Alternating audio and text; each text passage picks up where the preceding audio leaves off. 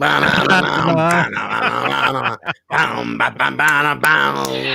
yeah. 2 minutes in. Hell yeah. I actually learned that riff on my guitar earlier because I was gonna do, at some point I'm gonna do a live intro of that. You know, you should. That would be cool. Yeah, we should all do it. We should all we'll bring in JoJo. We'll have the popcorn band just do the whole thing. JoJo will be smacking the tambourine. Paul will be on the calliope, just chugging along. You'll be doing the guitar. Blue Rhino will be drumming. I'll be sitting there.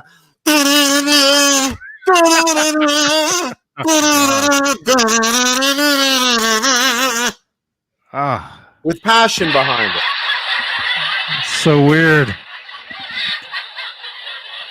Yeah. Kurt, yeah. S650, play that at Guitar Center. Yeah. Dude, I was at Guitar Center yesterday, man. It's a weird scene over there now. Are even the employees showing up there? Yeah. Yeah, they're there. They have a huge a huge container of sanitizer. Like when you walk in, and they tell you if you want to try a guitar, they wipe it down first and then they wipe it down afterwards. If they have a huge thing of sanitizer, I expect it to be like a kiddie pool full of like sanitizer that I'll just take off down to my underwear and just slide on in and just, chill out like 80's hot tub style. Yeah. Yeah, you could do that, but dunk the guitar right in. Yeah. Actually, Guitar Center, you guys should have been doing that all along then. Because that place, is, depending on the location, can be pretty nasty. Yeah, Guitar Center is like a petri dish of poor. It's terrible. Wow. Hey, everybody. This is Talking Guitars and 80's Metal Live, right? Yes. Yeah, because if you don't catch it live, you may never see it. We'll be talking about that. Oh. We have a lot to talk about today. We have well, go ahead, Johnny. Let's do some credits and a roll call, and Paul will be in a little later, but let's get this ball sack rolling. Yeah, it is 8:12 p.m. Eastern Time, 5:12 Pacific, August 4th, 2020. Welcome, everybody. We're live on Facebook. We're supposed to be live on Periscope as well, but I guess I didn't push the right button for that. But of course, we're live on YouTube. Wait, we're not live on Periscope right now? No, I don't think so. Both of our Periscope listeners are going to be really disappointed. We need those hearts. We do. I get a heart on. Oh, but yeah, of course, we'll always be live on YouTube, and you can become a channel member. You can become an executive producer of the videos, like Charles Green, Joe Christian, Thomas Santiago. There we go. Music Therapy Laz, Mike Neese, Michael Smith, and Steve Carmichael. Michael, the Captain Smith, and who was the last one? Steve Carmichael. Steve Carmichael. The big bosses. The big bosses. Yeah. The voices from above that when I fuck up, not if, when I fuck up, they come down. I get the call on the red phone. Beep, beep, beep, beep, beep, beep, beep, beep. Hello? Lawsuit?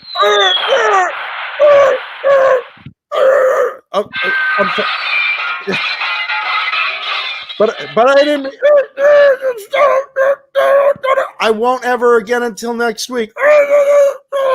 I promise. Yes, I'll go see HR. Okay, I'm sorry. Beep, beep, beep, beep. Oh, hello? I didn't even start again yet. They take preemptive strikes against me, I'm sorry, FC. It's like Charlie Brown's teacher. It's like, yes, ma'am. Wah, wah, wah, wah, wah. The FCC is fining us. Wah, wah. Oh, I'm sorry, ma'am. Wah, wah. It won't happen again, ma'am. Wah. Maybe next week. Wah, wah. Man, jeez. Charlie Brown's teacher pounding cock down her throat. That's why she sounded like that. Yes, ma'am. The answer to number 4. Why do you think they always sounded like that? Oh my goodness. Dang. All right. Let's say hello to a billion people in the chat right now. Let's see. Can you see it? That thing I told you about, it all vanished for me. This laptop, this computer is slowly crashing. This laptop is Isn't that your new laptop? No.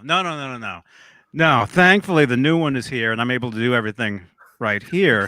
Everything except the show. But for years, I've used another one as well, and now it's horrible. It says we got 72 watching on there. It says 42. It's actually croaking up quickly. The participants feature that I told you about vanished. Like, I would swear everybody just left. I'm looking at the chat right now. It's the numbers are going up and up and up. Right, Paul? You can't Neanderthal. I don't know what you're talking about. Just on YouTube? Just agree and say yes. Yeah, no, we're live on YouTube right now. For whatever reason, I can't see us on YouTube. I'm watching us on YouTube right now. We're live on Facebook right now. Our Periscope viewers are fist fucked right now. All right, well, okay. What about MySpace? Yeah. My mother's on there right now trying to figure out how to get the show started. Jonathan! Oh, no. He's wearing that same shirt he wore before.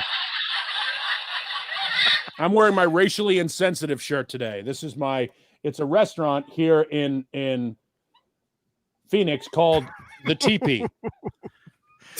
TP for my bunghole? Yeah, no, ready for this? I have a friend who's Native American. I'm going to show you the back of this shirt.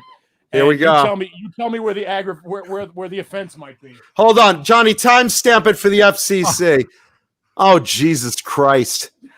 It's Mexican food. Wow. There it is, boys and girls. The drunk bull standing next to the cactus. Jesus. And it's named after Native American housing. Oh boy.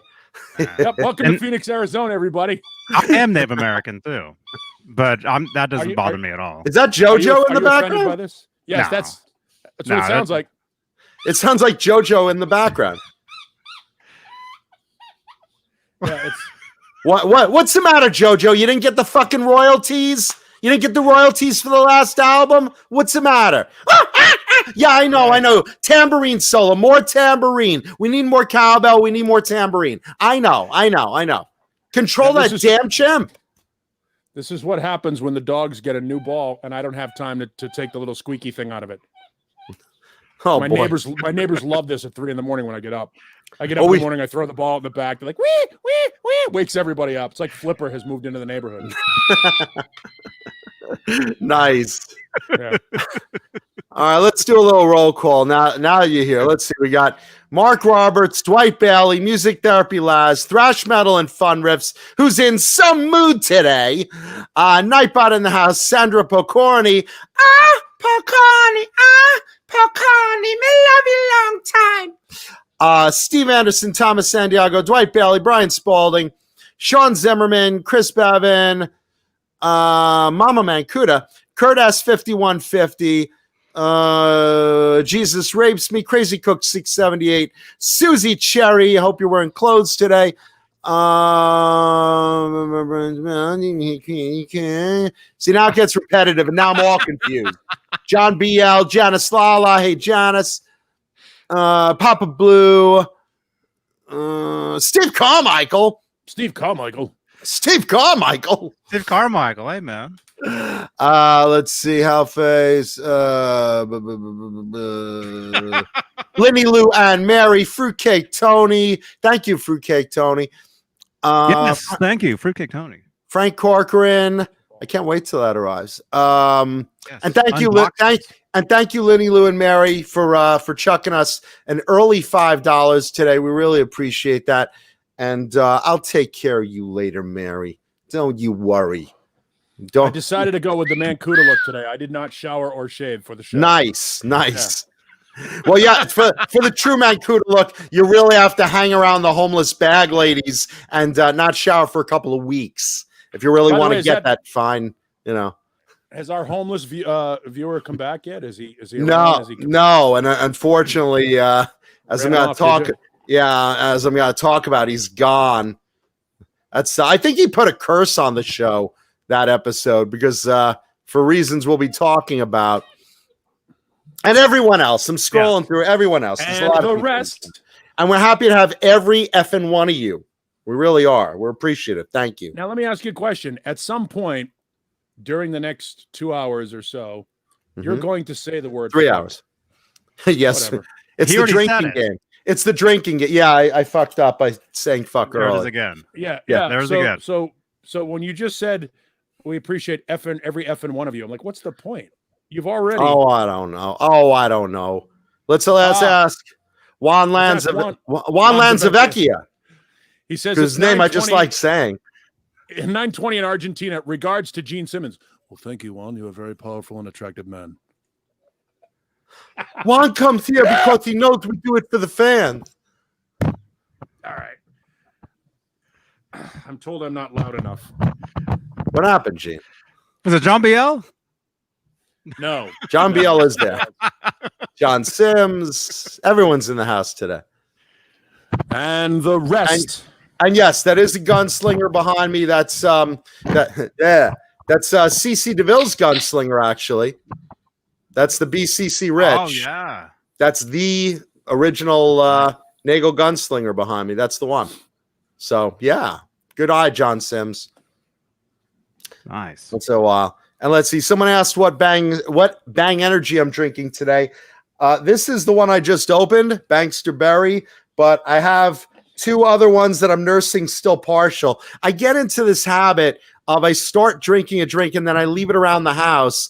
And then like I gather them up for the show and I'm like, well, I better finish the third of this can and the quarter of this can. And, I have all these like half drank Bang energy drinks around the house. So you're like Booger from Revenge of the Nerds the day after a party and just looking for snipe beers. I have no idea what you're talking about. Curtis Armstrong, everybody. The legendary Curtis Armstrong, not to be confused with the greatest Asian actor in the history of Asian actors, James Hong. Did you see the article on him on CNN? Which guy was James Hong? Is that Long Duck James Dong? Hong? No, Nah, James he Hong was is Little China. He's snotty in Revenge of the Nerds. So to truly hakalugi, one must retrieve the phlegm not from the throat but from the soul. And he's also David Lopan in Big Trouble in Little China. Little China. He was in Seinfeld. Oh, that's cool. He's been in Seinfeld. He was the Chinese restaurant. Did something happen to him recently, or no? They just did a feature on him before he dies, which I think is awesome. Oh, good. Because I met him. I actually hung out with him for a while. What are you, big timing us? James Hong, yeah. Let me pick up that name you just dropped. Hold on. There we go. Yeah, actually, I met him at a Star Wars convention. Actually, what is he in Star Wars? Oh, he must have been one of the fucking Trade Federation. Did he play Rose? No, this was before that, actually. Oh, but I think it's because of the science fiction stuff that he'd been in, But I've signed glossies with George Costanza's face and him like writing like all over it and stuff. Oh no, James Hong is awesome. James Hong is one of the coolest guys in Hollywood history. He's been in like 600 movies plus every TV show there is. He's everywhere. He's everywhere. You know what? You don't know who he is, John? You don't know who we're talking about? Show me the face. You'll know the picture once you see him. I'm terrible with names. I'm so terrible with names. You know Eric McCormick? Right. Okay, so I'm on 2 episodes of Will and Grace, and flash forward, I'm on an episode of SNL that has him as the guest. So I'm asking who's the guest tonight. They're like Eric McCormick. I was like, I never heard of him. They're like, wait, weren't you on a Will and Grace? I said, yeah. They're like, he's Will. I'm like, oh, okay. Fast forward a year from now or a year from then, I'm at a charity event and someone says, oh, you'll sit with Eric McCormick and his wife. I'm like, oh, okay. Who's he? They're like, didn't you do a Will and Grace? I'm like, yeah, he's Will. I'm like, oh shit, this is getting like more embarrassing as I see the guy more often. And I talked to him. So it's not like, I just felt like even more of an idiot. Let's see. That's James Hong. Oh, he was in okay. Wayne's World. Oh, yeah, I know the guy. Okay. Yeah, no, he's like an incredible character actor. Okay. Yes, he is one of the most successful character actors in the history of film. between him and he's John the Mancuda. Asian. He's the Asian James Cromwell. And who also just died, Tay? Was it Rennie Santini? The guy that was every Mexican or Latino cop in every. He was Chico Gonzalez in Dirty Harry. Was he Speedy Gonzalez in the Warner Brothers cartoons? He was not. He was not. But that's racist. Oh, jeez. Says the man in the TP shirt. Yes. Hey, I'm just supporting a local business. So I see. Oh yeah. See, Johnny just looked up Rennie Santini. I thought Johnny just looked up TP. No. He was in Seinfeld as well. Yes, he's Poppy. Poppy. Yeah. Oh, Poppy. Yeah. Poppy, he peed on my couch. Peed on the couch. Poppy peed on my couch. Tonight, Jay, I'm gonna make you the pizza with my own two hands. Poppy didn't wash his hands. Oh, man. Nice. Hey Kramer, what is it? Is it? Could it? It is. Oh yeah. Oh, he peed on the couch, Jerry. Oh yeah. That's urine, Jerry. That's definitely pee. Yeah, that's urine. Oh yeah. Giddy up. Nikki, So yeah, he died. He just Terry died too. Hyde. We're losing a shitload of character actors. It sucks. died And 2 we days. haven't mentioned it. No, don't say it yet. Don't say it yet. We'll get to it. I should have wore Everyone's the shirt, but I didn't. It would have been disrespectful. everyone's chewing on their tongue right now because they know who I'm going to talk about. But I got something to get through. 2 things to get through before I get to our honoring our lost friend today. Yeah. Let's start off with just to give you a hint. Let's start off with let's actually start off with I gotta mention this because I know my mother's gonna be watching and she's like, I almost died today. That's the call I get this morning. I think I told you. Did she? And did she follow it up with the list of people who did die, who did in fact die?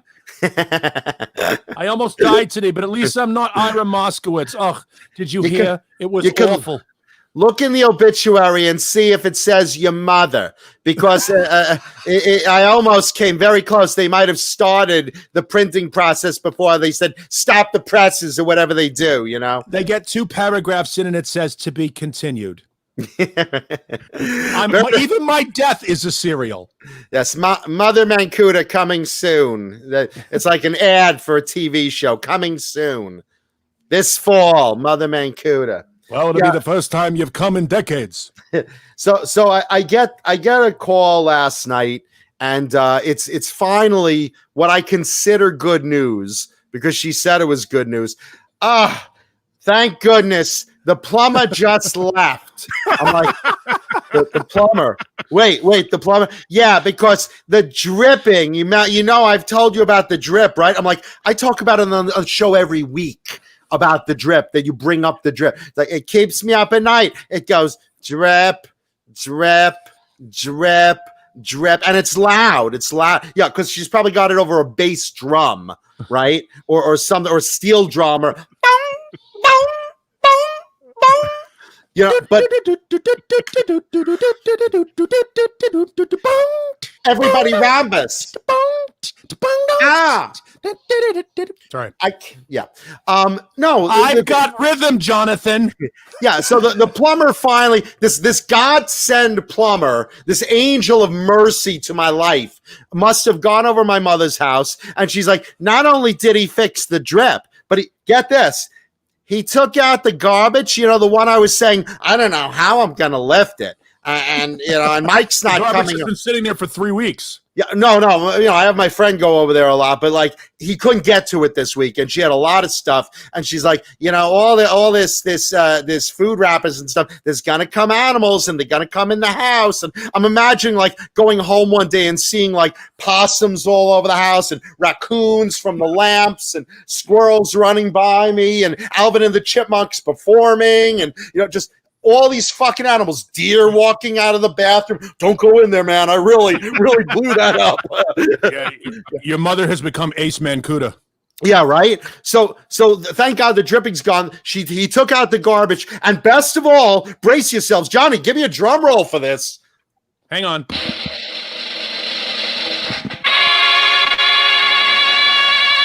The jar of gefilte fish has been opened.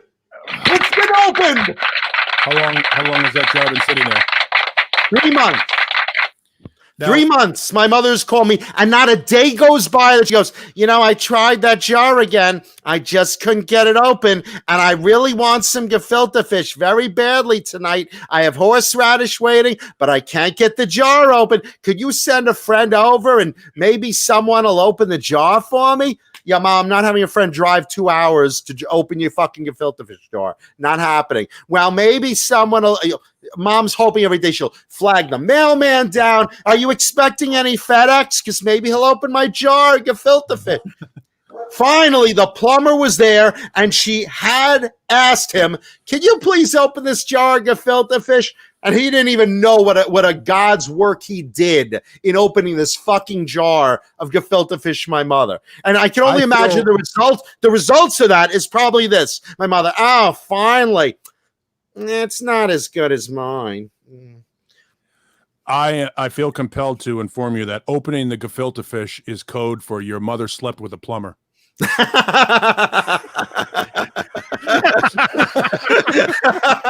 what she told me. Good job. It's been sealed and fishy down there for months and months.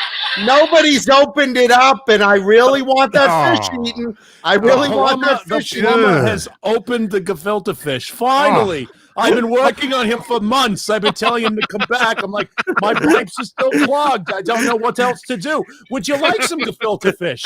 Well, why don't you come over here? She comes out with her best negligee, which is a fine colored gray. Barely see-through. You're welcome.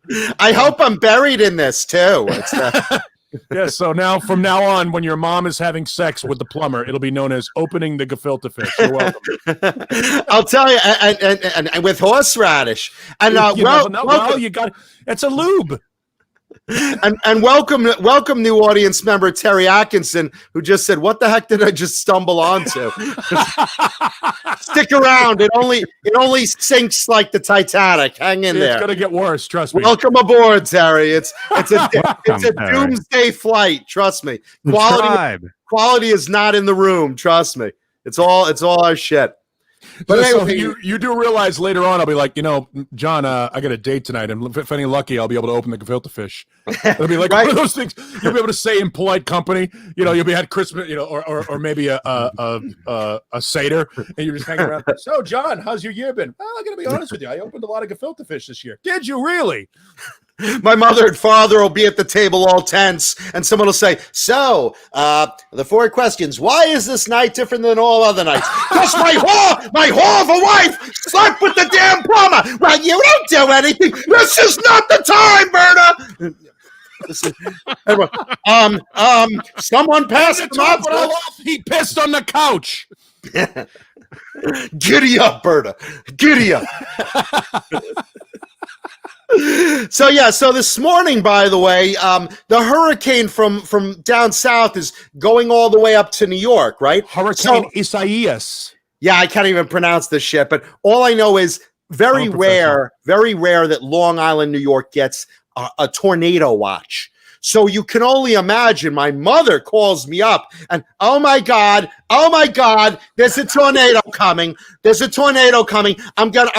don't know what to do. I don't know what to take because I'm going to go. I'll stay in the bathroom because they say it's safe to be in a room without windows. I said, okay, Mama, calm down. If you hear something, I hear plenty. This branch is falling and wind is blowing and the trees are bending like a hose. And speaking of hose, did I mention the plumber opened my gefilte fish? Gefilte fish, yes. No, she's all panicked. I'm like, all right, Mama, if you hear a tornado, trust me, it won't sound like the general wind. You'll just hear You'll hear a crazy roaring, and she'll be like, well, will it sound like a lion roaring or a car? Or I really don't want to miss this. I'm like, Ma, your house will be flying. You'll know when there's a tornado there. So I said, if something happens, you grab water, you grab your phone, and run to the basement. Well, I can't run. I can't move that fast. I said, well, stay downstairs near the basement door and get ready to go downstairs. Stand at the top of the steps and let the wind blow you down the steps. Yeah, right. Good. Yeah, I saw Wizard of Oz. Was it like that? So I'm like, look, Ma, just stay by the basement. You sure I shouldn't go in the bathroom? Ma, just go in the basement. Okay. Well, there's no bathroom in the basement. What if I have to poop? I'm very worried if the whole house comes down, then what do I do then? I'm like, you survive, you live.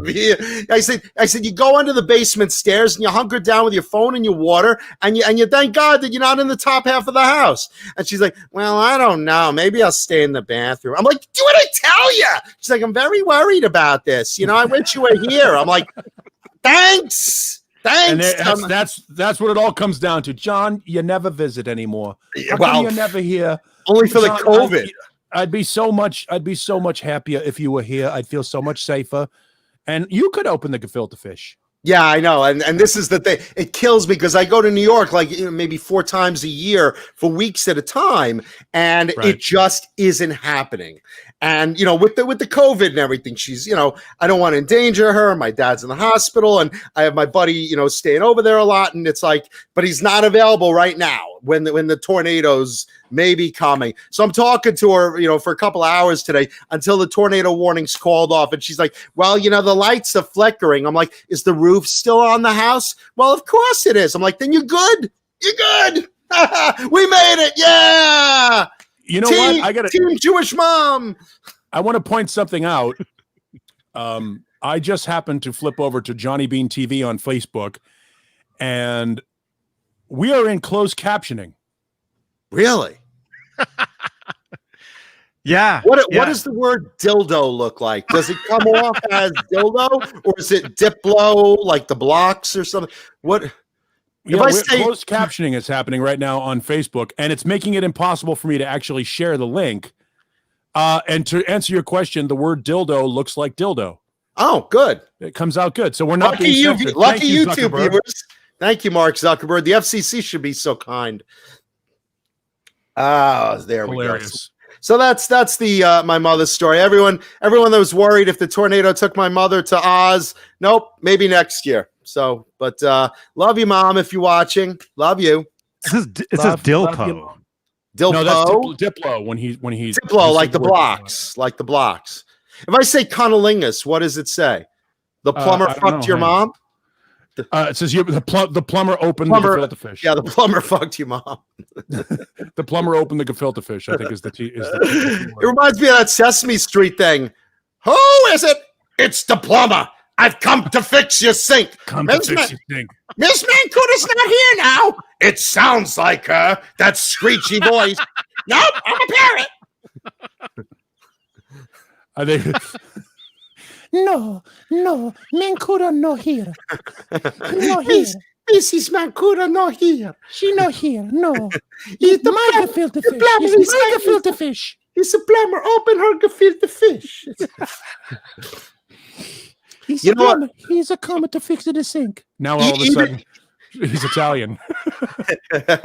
even after the tragedy of surviving this possible tornado watch, nothing's still good, because now the new problem is, it's really wet and windy out there. How am I going to get that garbage pail back in?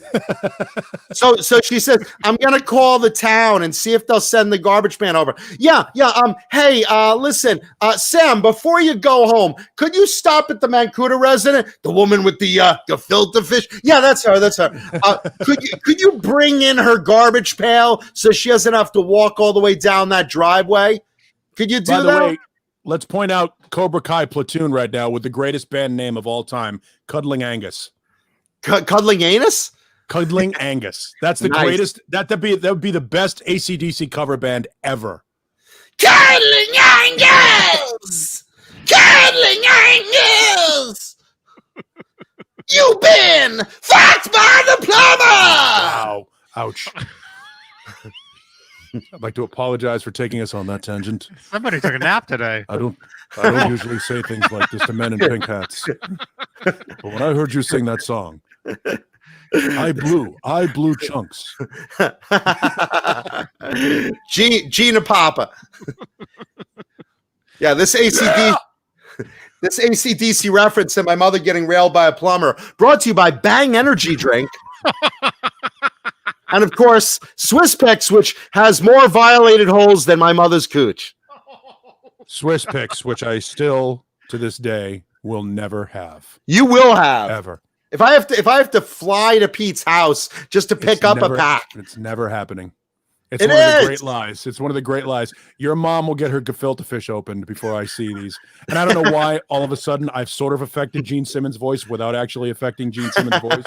I know that if I decided to change it to Gene Simmons' voice, I'm never going to see those Swiss Picks. You know why? Because Swiss Picks are available for a nominal fee. They only charge a nominal fee. They're not free for the fans. There we go. So there we are. Yeah.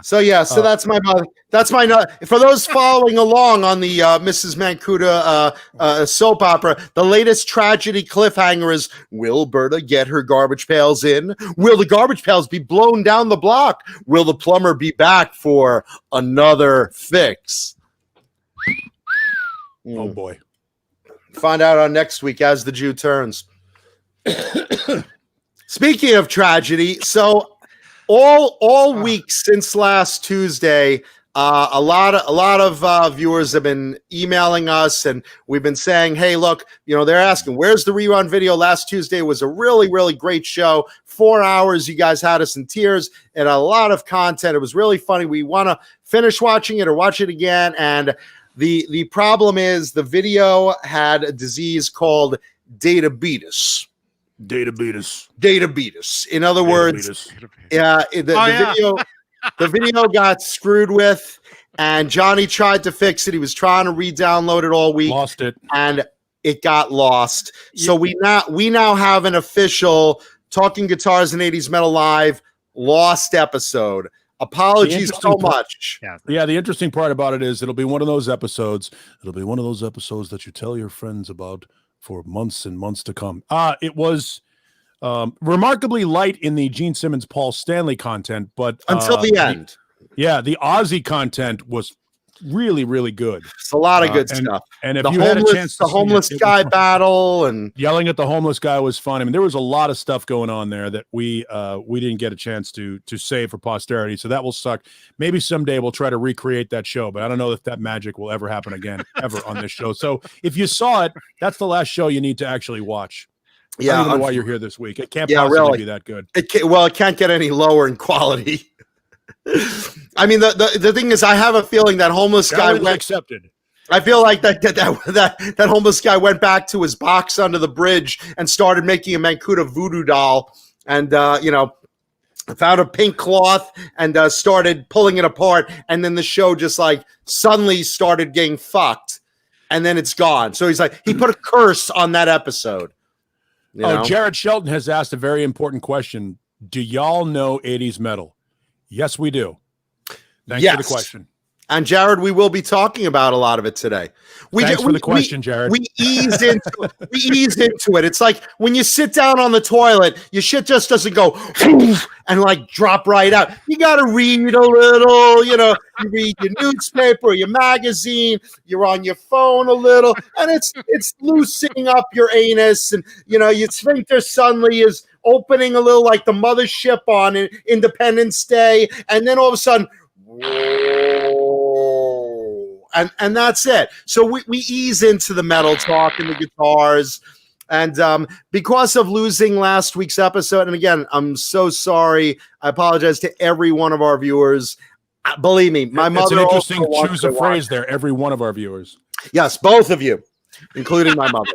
I watched it while I was doing pillow talk with the plumber. He's like, "Hey, your son's funny. Hey, can you suck me off again?" Oh, Jesus. All right. Look at Johnny Beane, who is married, just put his hand over his mouth like that's the first time he's heard a reference to oral sex ever. Oh my God. Right now, the FCC is running out of paper. They're taking notes at a rapid rate to figure out our weekly fines that we get. And they're just like, hold on, get me another pad. Get me another yellow pad. 2 yellow pads, the thick ones. And give me an extra pen. This may even run out of ink. They're really on a roll today. This could be a banner show. Yeah.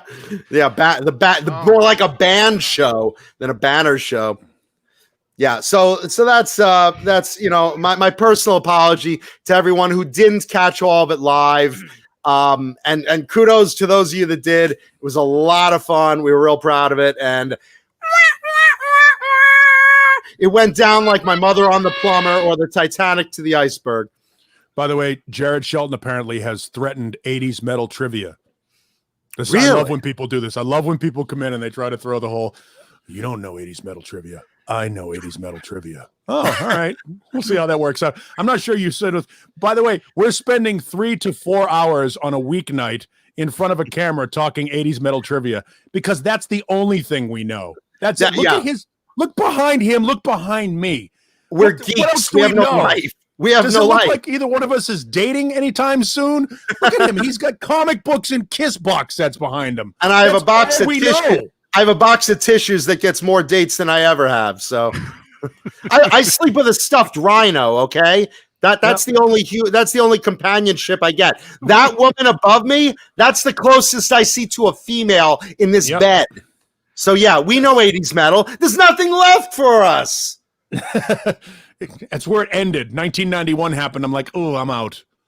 I'm just gonna box myself in with these 2 dogs and some squeaky balls. And toys too. Metal. We'll get into that a little bit later on. We will. We have a lot to talk about today. Let's see. Metal riffs and fun thrash. The name juxtaposed. That's funny. Only way this show could get lower quality today is if we got some of those chat hookers that act normal and try to catfish you away to their scam sites. Yes, and we have that coming up. That's in the content today. As we talk about thrash metal and fun riffs will appreciate my recent acquisition of Wargasm's Ugly CD. Go Google Wargasm. Great thrash band. Nice. They are a great thrash band, actually. Yep. Let's see. All right. So we have one more order of business before we get into metal, and this is the saddest business of all. We have to talk about the death of one of the greatest actors of our time, one of the people that we worshipped on the show. We had a whole episode about him, and where it devastated our world because 2020 we thought so hard that you couldn't fist fuck us anymore. I mean, my mother's facing down a tornado and fucking a plumber. I thought that was the low point. Nope. You had to do this to us. You had to take away our dear friend, the great WILFORD BRIMLEY. Diabetes. Now he's He's immortal. He's deadabetus. Deadabetus. Johnny, Diabetes. Please put up the tombstone I designed and submitted to the family. This is the prototype for his soon-to-be raised tombstone in tribute to the great WILFORD BRIMLEY, friend of the show. Here's the thing about WILFORD BRIMLEY. Everything about WILFORD BRIMLEY was awesome. Like, I don't know anybody, like, you know, in today's culture, in our society, you can mention somebody's name and there's the line of people that go, oh, that guy's an asshole. That line is out the door immediately. In our society, everybody is ready to shit on whomever's name. You could mention, Mother Teresa, bitch, stuff like that. WILFORD BRIMLEY was universally loved by everybody. He was like, everybody goes, oh, he reminds me of like grandpa. I wish I had a grandpa. You know what I mean? Look at right? Shannon Doherty post heartfelt WILFORD BRIMLEY tribute. He taught me a lot. I bet he did. Yeah. I had to eat her pussy beatus. Who wants a mustache ride? Oh, gosh. Who wants a mustache? And I would just like to point out once again, I would like to point out once again, as you take a look at me, 52 years old, WILFORD BRIMLEY was younger than me when he was in Cocoon. Think about that. He was 50 years old when he shot Cocoon.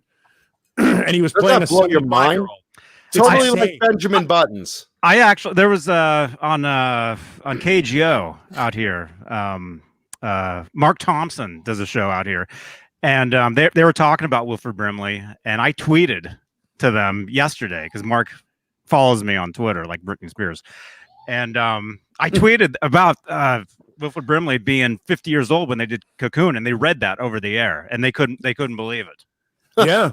You know? Yeah, he was. I mean, he was a guy. Now, keep in mind, when he was in Cocoon, two of his co-stars were in their 70s, and they were all playing the same age.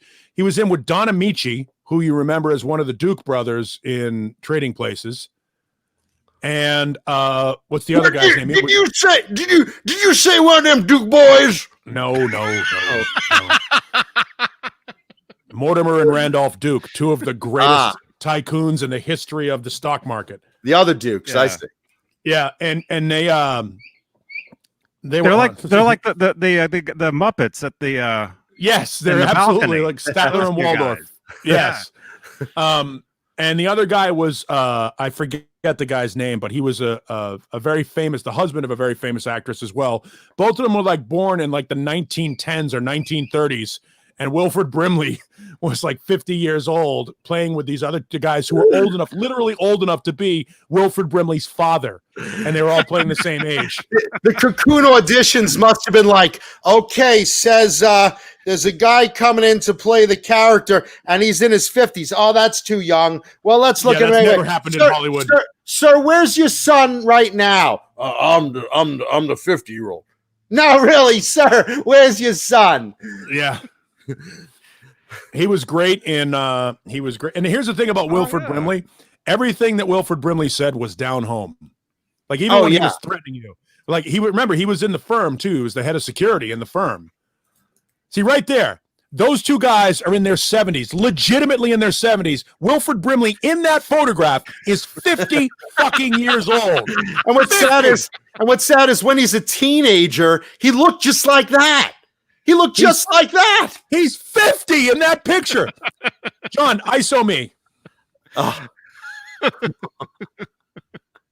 I'm 52. On the Wilford Brimley scale. You're like a newborn. Yeah, look at that. 2 years younger than me. You respect your elders, boy, or I'll slap you upside that walrus mustache. Jesus Christ. It's so amazing to me that the two guys next to him are 20 fucking years older than he is. I feel like I'm at the museum, like uncovering a sarcophagus of mummies. He's fucking insanely. Look, he's younger than me. Jesus Christ. Look at him. He is a prime example of Abe Vigoda disease. Abe Vigoda, for those of you that don't remember Abe Vigoda, Fish from the Barney Miller show, was in his 40s when he shot that show. He looked 70 fucking years old. He looked like he was dying of cancer on the show. It was insane. By the way, if you haven't seen Abe Vigoda dancing on stage live with the band Fish doing the song Wombat, you really haven't lived. It's on YouTube. After tonight's show, there's your post-show YouTube. Look at that. Abe Vigoda right there is in his 40s. Holy shit. Tessio looked like he was fucking 70 there.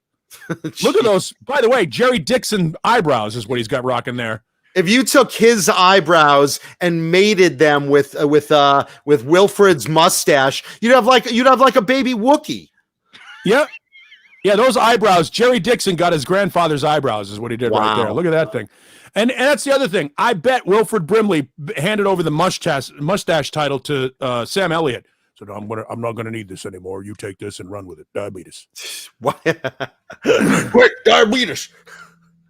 Well, it's like, all right, everyone, come on in. Let's do a good show. Whoa, diabetes. So yes, perfect. Is that Wilford right there? Oh, that's Lumpy. That's Lumpy, the Chewbacca's son. Okay. Baby Chewbacca. The weirdest show ever, man. Yeah, that's Star Wars. Oh boy, Holiday special. Yeah. Corey Taylor has looked better. It was a holiday for everybody. Not a good one though. You know, I'd rather be carried away on a tornado ride than see that Star Wars special. It was awful. It introduced some guy. I don't know what was his name. Boba Beatus. Boba Beatus. Boba Beatus. Yeah, Yeah. So our great friend Wilford Brimley, we pay our awesome. dearest respect to him. We give him tribute on the show all the time because we love him and we're devastated that 2020, the year that killed everybody, took him away from us. So couldn't be more disappointed. That sucks. Much love and respect to his family, friends, fans, who we were among, and I don't even know. And you know what's ironic? If you guys follow me on Facebook, Jonathan Mancuda on Facebook, you'll see the day before he died, I made a post about eating oatmeal that morning. I had a big bowl of oatmeal that I was making a joke over. And literally hours later, he probably was like looking at my post and that Mancuda, this oatmeal joke cracked.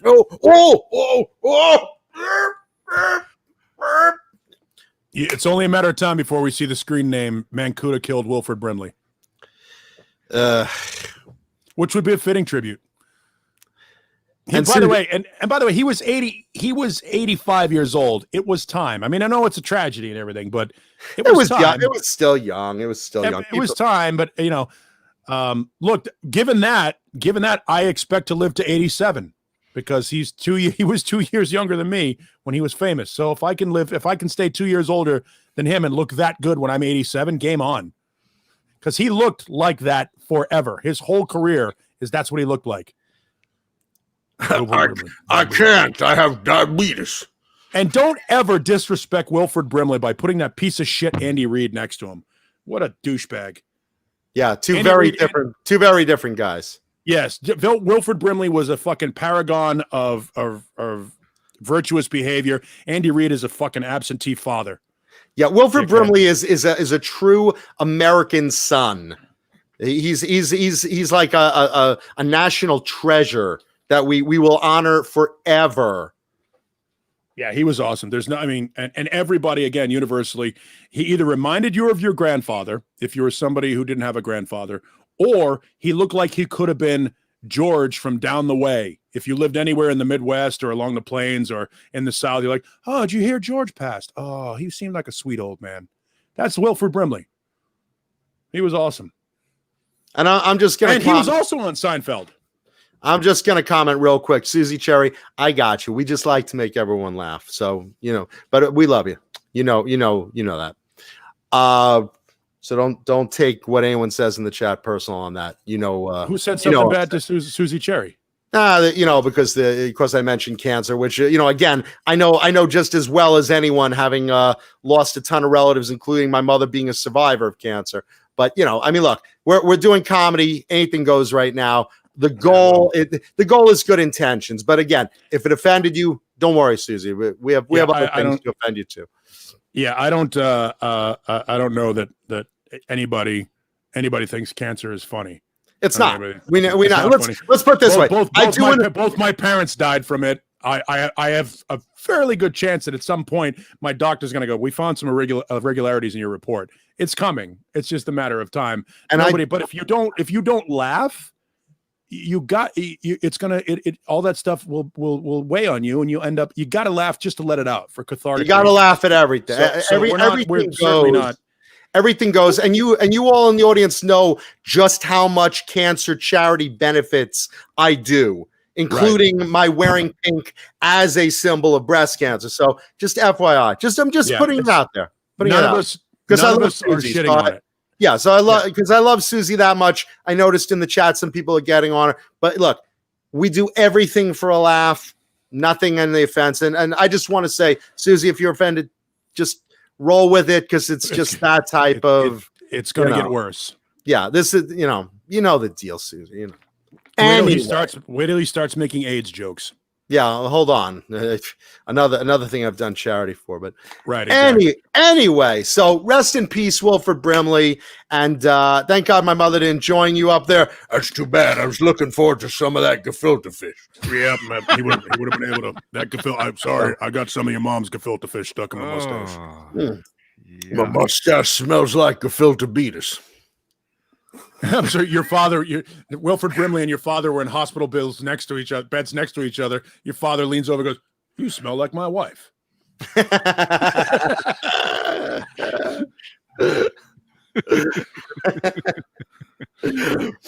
Are you Is that here? quickly down under? Honey, What is are that? you here? Are you here? You know what he looks like right there is John Ashton. And it Marvin, looks, look out! and it looks like almost a commercial. Like they're teaming up. One wants to warn you about diabetes, and one wants you to get a second reverse mortgage. Yeah. Yeah, a reverse mortgage.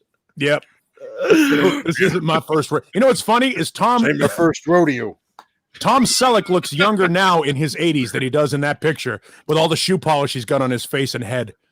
How does that guy? He's 80? Oh yeah, he's like in his 70s, maybe 80. Holy fuck! He's super old. Oh man. Jesus. And Wilford as a teenager looked like Nefertiti. Yeah, Wow. he looks older there than he did when he died. Oh boy. They buried him in a baby's coffin because, like Benjamin Buttons, he just got younger and younger and younger.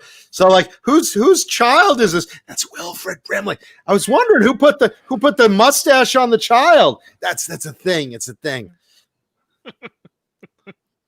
Hilarious. Oh, Yeah. God. All right, so there's our tribute. So in a nutshell, the top 3 pre-metal stories today. My mother lives and she's banging the plumber. We lost last week's episode. So much sorry. And Wilford Brimley, rest in peace, brother. We miss you and we love you and respect you. So, Diabetes. He looks like right there. He looks like he could be John What's His Face's father. Aston. No, the guy that Makuta? No. He does. He's angry, so he looks like my father. Yeah, he's definitely he looks cross there. That's the phrase I would say. He looks somewhat cross. Anyone that looks angry looks like my father. Yes. Jeez.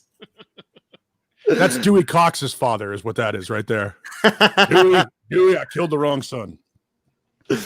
Oh, and real quick, since last week's episode was lost and some of you didn't make it because we had a 4-hour episode. I showed the guitar of the day halfway in. I'm also going to show the guitar of the day from last week, this week, as well as another guitar for this week. So how many fucking guitars are you showing? take away the 7, divide by 3, square root by 24, count 3.14 pi, 2. I remembered it because it's the same as inches of my dick. So it was 2, definitely 2. After you do the metric conversion, of course. Yeah. By the way, someone brought up in the chat while we were yenting about my mother. They're getting a Kramer in green soda. One of the new Kramers. What did we think about that? The 1984. Yeah, the new Kramers. Here's been my take on those. They're made in Indonesia. They're made at the same place that Epiphone makes the Gibson lower end of that family. They're made at the same factory area, and they're owned by Gibson. They don't promote it a lot, but it's not made in the USA. For an import, I've said this before. I've played these at NAMM with Johnny. They're well-made import guitars. They're a little pricier than I think they should be. And in a nutshell, they're not bad playing guitars. They're a little expensive. If you can find a used vintage USA one, I'd go with that over. But if you just like the look of the new guitar and you've played it, because I want you to feel it first, which is why I said to that's why I said to her, no, I want you to play it first and see what you think about it. I think for an import, it plays nice. And that says a lot because I'm not a big import guy unless it's like, from Japan, Ibanez or ESP. But in a nutshell, try to get a used USA first. But otherwise, if you want to go for the new one, play it first. Make sure it's what you like. And if so, then go for it, man. And then that soda green is really pretty color. I have one of the in-between 84, the 1984s, not the 84, that one there. I have, see, that's the newer one. I have the 1984, which was the Music Yo Kramers, which are fantastic, really well made. And basically they cut the wood in Korea and then sent everything over to Nashville. And they were assembled there with a Duncan JB in it. And then I sent it off to our friend Craig Stofko who has a company called CHS Custom Guitars, and had him stripe it up 5150 style. And he basically gutted the whole thing and put, all premium tuners and nut and the Floyd Rose, the original Floyd Rose instead of the FR1000 on it. And it plays like a $1,500 guitar. And I think I paid $600 for it. It's a beautiful, can't go wrong there, man. Yeah, it's a beautiful guitar. And it's interesting because I've got my eye on a couple of Kramers that I've seen out there right now. And the lowest price I can find on the Kramer that I want is like $1,600. And I'm not paying that. You see, and that's what I'm talking about. The new ones, they are expensive. You can get a vintage Pacer in the high hundreds. No, not the one that I want, though. There's you want what? The Beak headstock? I want the Beak headstock or the Strat headstock, and they're way expensive. There's one on eBay, a Strat headstock on eBay right now. And they want $3,000 for it. No fucking way. Dang. Not happening. So those are like the A, B, and maybe the A and B serial numbers. Yeah. Maybe does it go into the C's or it does go into the C's with the B? It does go into, I think so, yeah. Early C's, but the A, B serial numbers. Interestingly, I have a line on one of the the Beretta 2 Van Halen Monsters of Rock guitars here in Phoenix. There's one here in Phoenix, and they only made about 50 of them. And the kid wants a lot of money for it, but it's a B serial number, which came up on those there were some weird B serial numbers on the molded neck plates on the Beretta 2s for those guitars. It's not a legitimate B serial number. It's not like the original, stainless Kramer ones where it was hand stamped in there. It's molded. It's one of the molded plates. And that's right around the time they made the Beretta 2s. They were up into the F serial numbers by that point. So these are oddities that were made as promotional items for the Monsters of Rock tour in 1988. I have a line on one of them here in Phoenix, and we'll see if I can get it. Nice. And it's signed as well? It's not signed. It's one of the other ones that didn't get given away as a radio promo. And you know what? I'm just realizing someone had. I don't know who the owner is, but Nesdal has a friend selling a Kramer, a nice 86 with a really good Motley Crue Theater pain graphic. I don't know if it's still available, but if anyone's looking for a Kramer like that from 86, drop Nesdal a message, because it was a good looking guitar. And I think the price was very good, especially considering, there's an 86 Kramer for like almost half of what you're getting for the brand new ones. And again, whatever your taste is, maybe you don't like the old ones, maybe you don't like the graphics, maybe you just want soda green. I'm just saying, while I think the quality is there for an import, I don't think the price matches those. $1,600, that's a lot of fucking money for a new import. That's a lot of money. And sure, maybe you could get a little discount at, this guitar vendor, but I'm just saying it's a lot of money for an import comparative to what you can get in a used old one. Cobra Kai Platoon asked if I can grab my 5150 in the future. I'll do it in a couple of minutes, just as I finish the thought here. I give for the money that they charge $600 or so.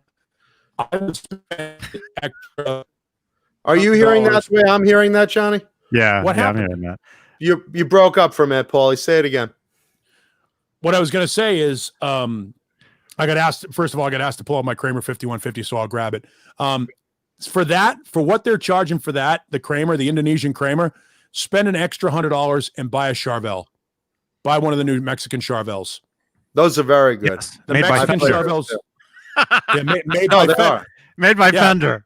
But the Mexican Charvels are, to me, infinitely superior to the Indonesian Kramers for just about the same money.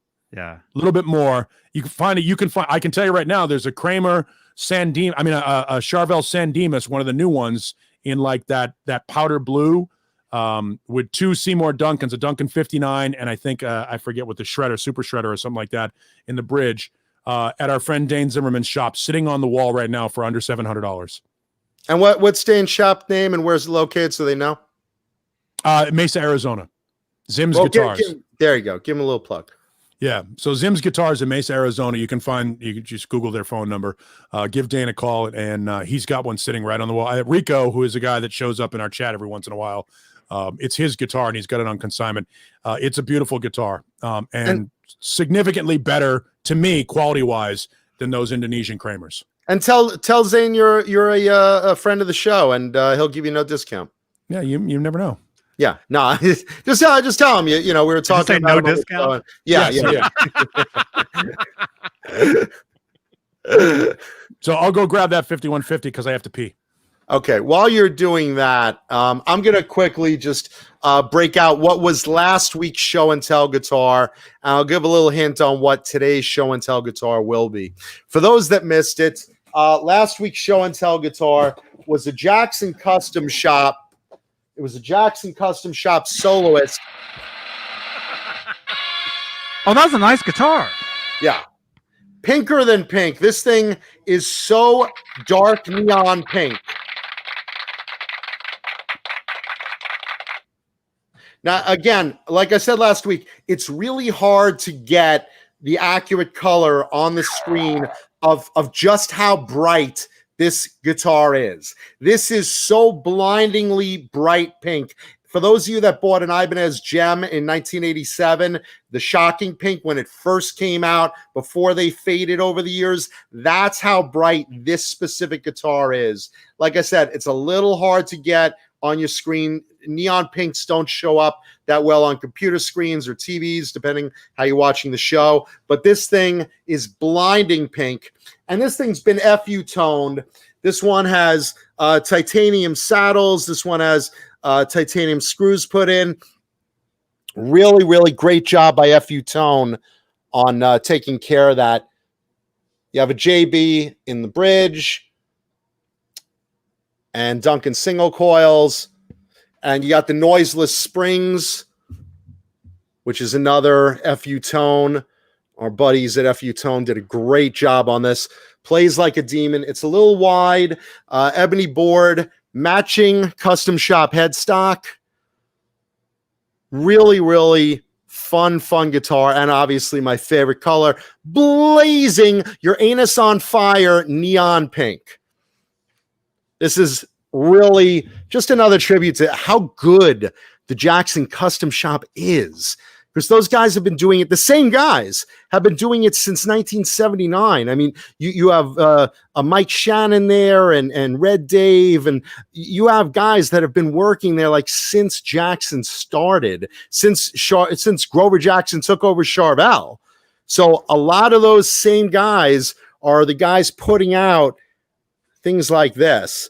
And this is a couple years old. This one was done, I think, 2014. It was ordered.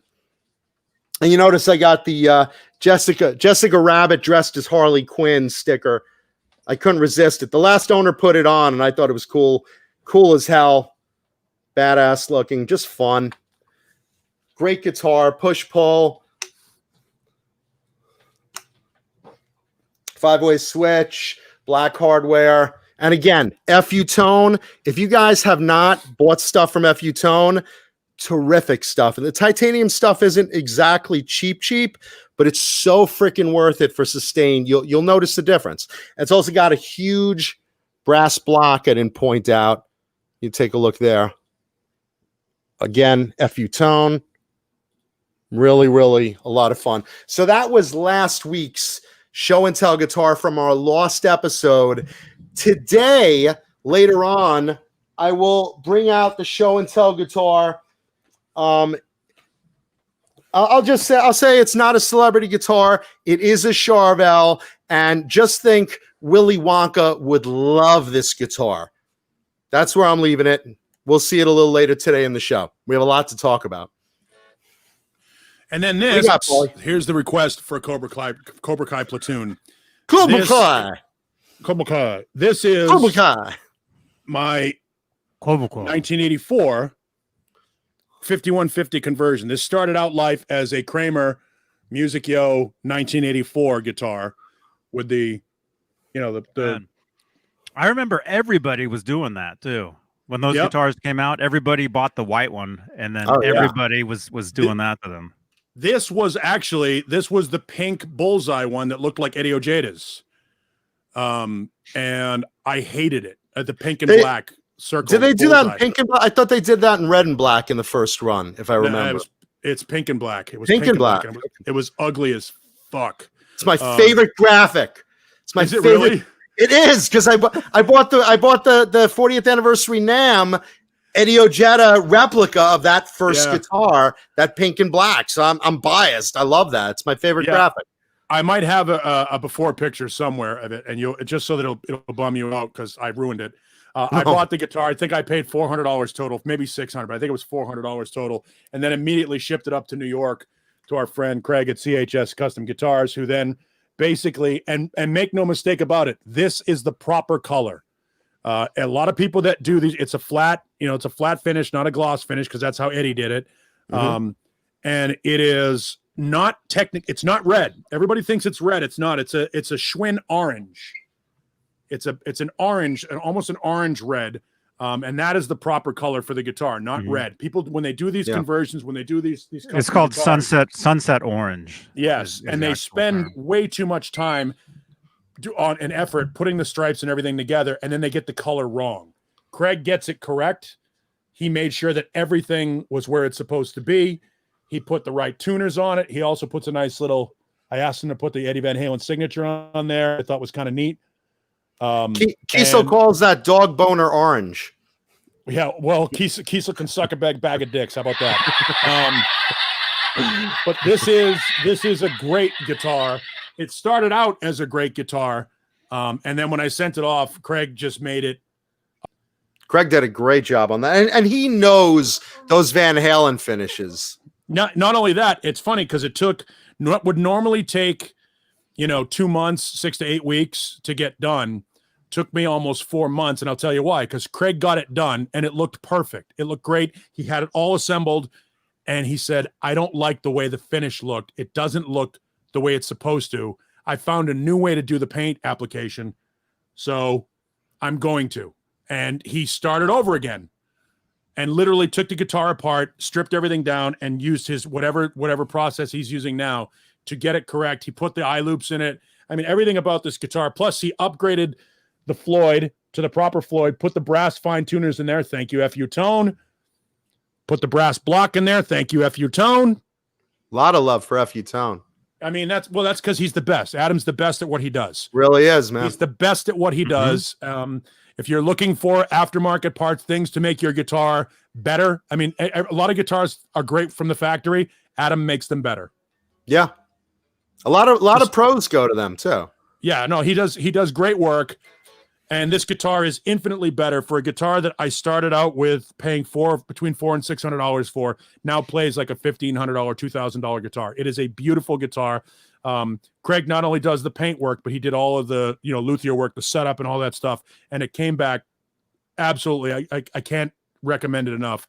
If you're looking to do something like this to get it done, CHS Custom Guitars up there in upstate New York. That's the way I'd go. There you go, man. There's a commercial and a half. By the way, I bought the original guitar. This is what I'm talking about. This is how I've seen those Kramers. I've seen red and black. I've seen red and white. I don't remember them doing pink and black. Yeah. Hang on. Let me see if I can find it. I can't even find a picture of pink and black. Well, maybe maybe the finish was wrong. maybe your red had faded, or maybe Kiesel had painted possible. yours. Maybe they ordered red and Kiesel painted it pink. Maybe it's possible that it was painted incorrect. Yes. I mean, maybe that's why I got it for so cheap. I don't know, but it was more of a pink and black, and I hated it, and I couldn't get rid of it fast enough. But I loved the guitar. Well, I would for $400. I would have called you and said, "Call the Char." I'm happy with my Charvel. It's pink and black. Yeah. And again, I've got my eye on a couple of vintage Kramers, but they're too expensive right now. I mean, the prices have gone way up, which to me just indicates that they don't really want to sell them. This is, times are tough right now. Economic times are tough right now. And somebody might have a girlfriend or a wife and they said, "Hey, I'm going to list these guitars." And yeah, it's the girlfriend trick. The girlfriend says, if you really love me, you'd sell some guitars. All right, honey, I'll sell the guitars. And suddenly, no, that's red, man. That's red.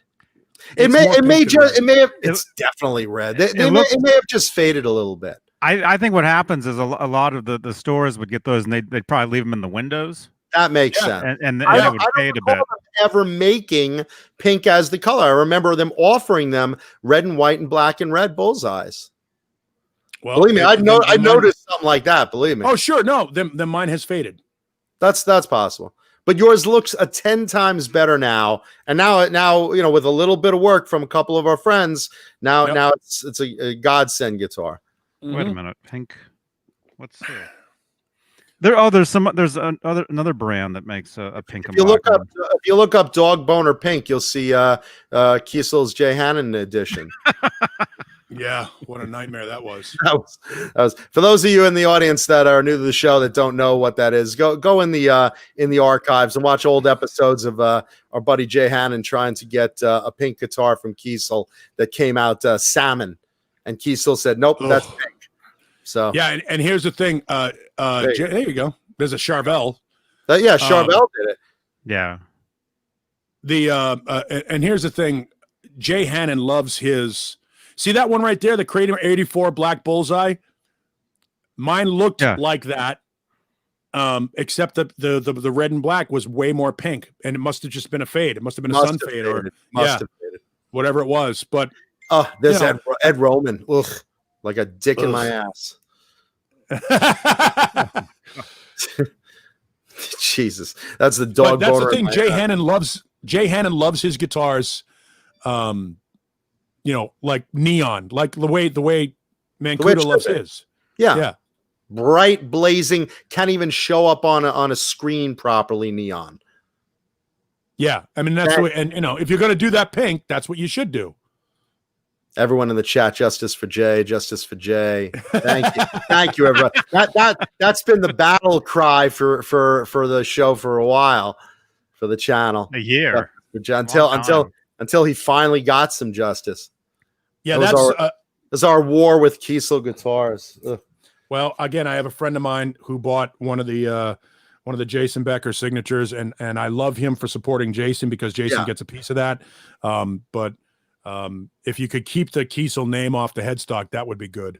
Yeah, and also speaking of Jason, Swiss Picks, just remember they did a tribute to Jason Becker, the blue cheese edition. Yeah, that's which I'll never get.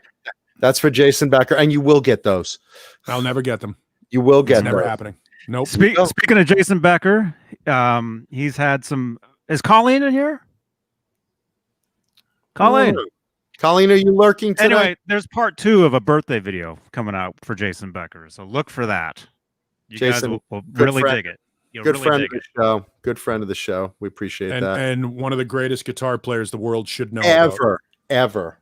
Should know about. They should know about Jason. He is as good as anybody you can name and better than most. And he still writes.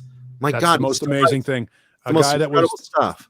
He was given 5 years max to live in 1990, and he's still here. So, God love him. We love him. Yep. So, and by the way, I want to address something that was in the chat a little earlier. I forget who it was that said it. Was it Bent Tom? I don't know who it was, but he said that we were shitting on. We've been making fun of Wilford Brimley for 2 months, and now we're being nice to him. We have always loved Wilford Brimley. We were goofing on Wilford Brimley in the best way, in the most embracing, loving way. So just keep that in mind. Absolutely. There is even everybody. Look, you'll know when we don't like somebody. Like, for example, Chris Jericho. Chris Jericho got a real legitimate, vitriolic, angry diatribe a couple of weeks ago. But like when we make fun of Gene Simmons and Paul Stanley or Ozzy and Sharon and stuff, that's out of complete. It's parody. It's fun. If there's somebody we don't like, I don't know that either one of us or even Johnny has any reservations about saying we don't like about it. That's not really our thing. Yeah, we don't legitimately shit on people. When we were shitting on Jeff Kiesel, it was because Kiesel was fucking over our buddy, and we didn't stop. And it's bad business. We didn't stop until literally he made things right. And he did. Yeah, and he did. And should be given credit for that. Kudos to him. We do give him credit for that. I'm just saying. That's the thing. I echo what Paul said. I'm sorry. I echo what Paul says. Wilford Brimley, we joked with out of love, as we do Paul and Gene, as we do Sharon and Ozzy. Everybody. These are people we make part of our show because we have a true love and respect and admiration for them. It's the same way that in the membership card, you know, for the members, someone's screen name is Mancuda is a dildo fucker. I know that's someone that actually enjoys the show, and it's a fun joke, and I get the joke, and I run with it because it's flattery. It's flattery. It's fun. It's true. Paul and Gene, and he's just being factual that this mic, my Ron Jeremy mic, rams right up my ass when those cameras go off. Yep. First thing that happens, you should see the post show. Yeah, the after party. The after party. The after party. You could stick a human head up my ass after that, like in a lion's mouth.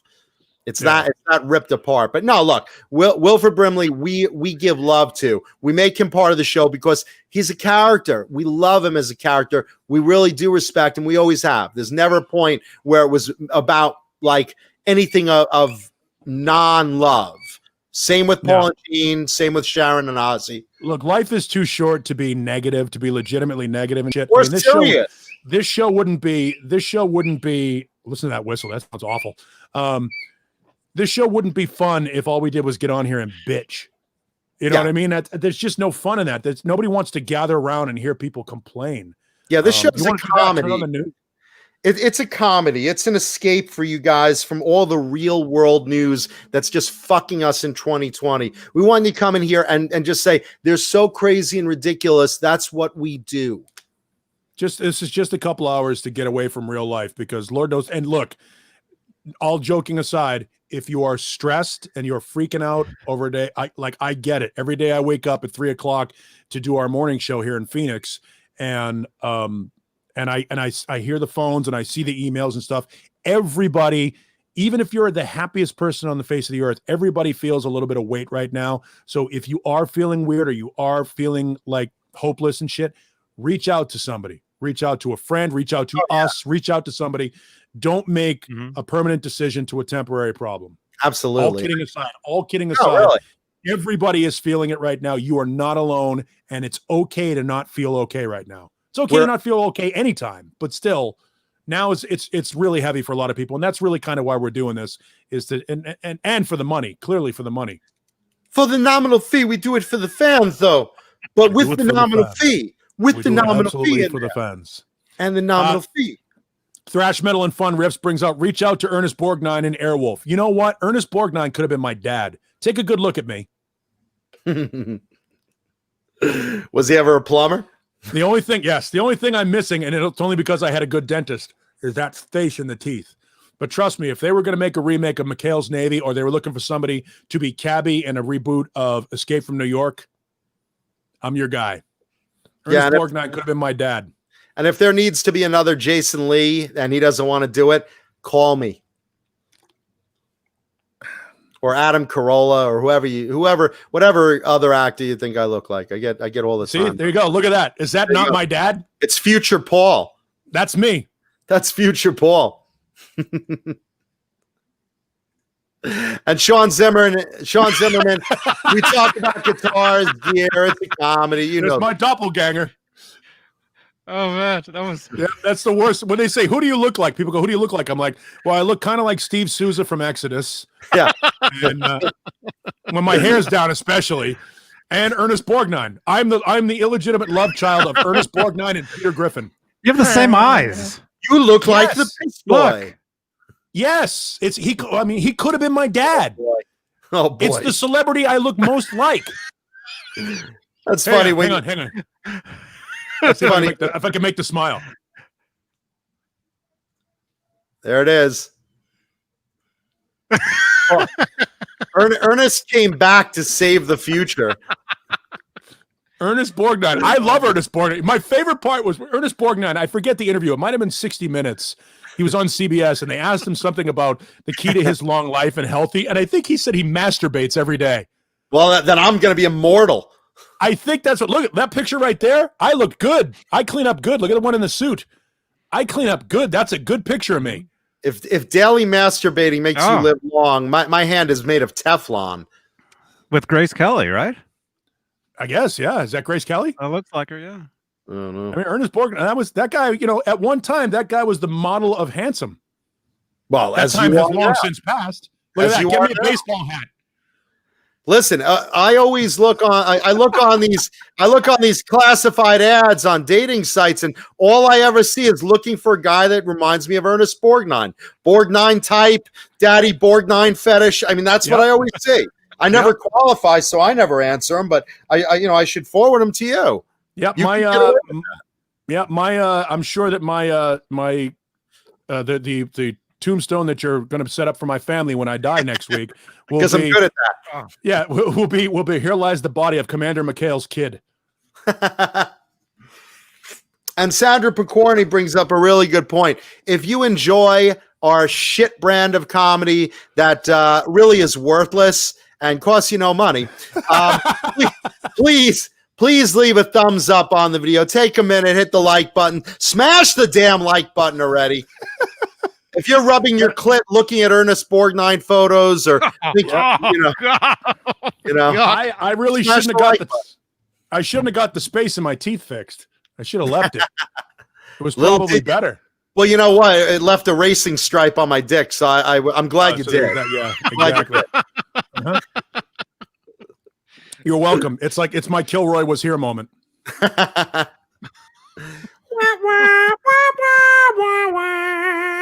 Yeah, I would,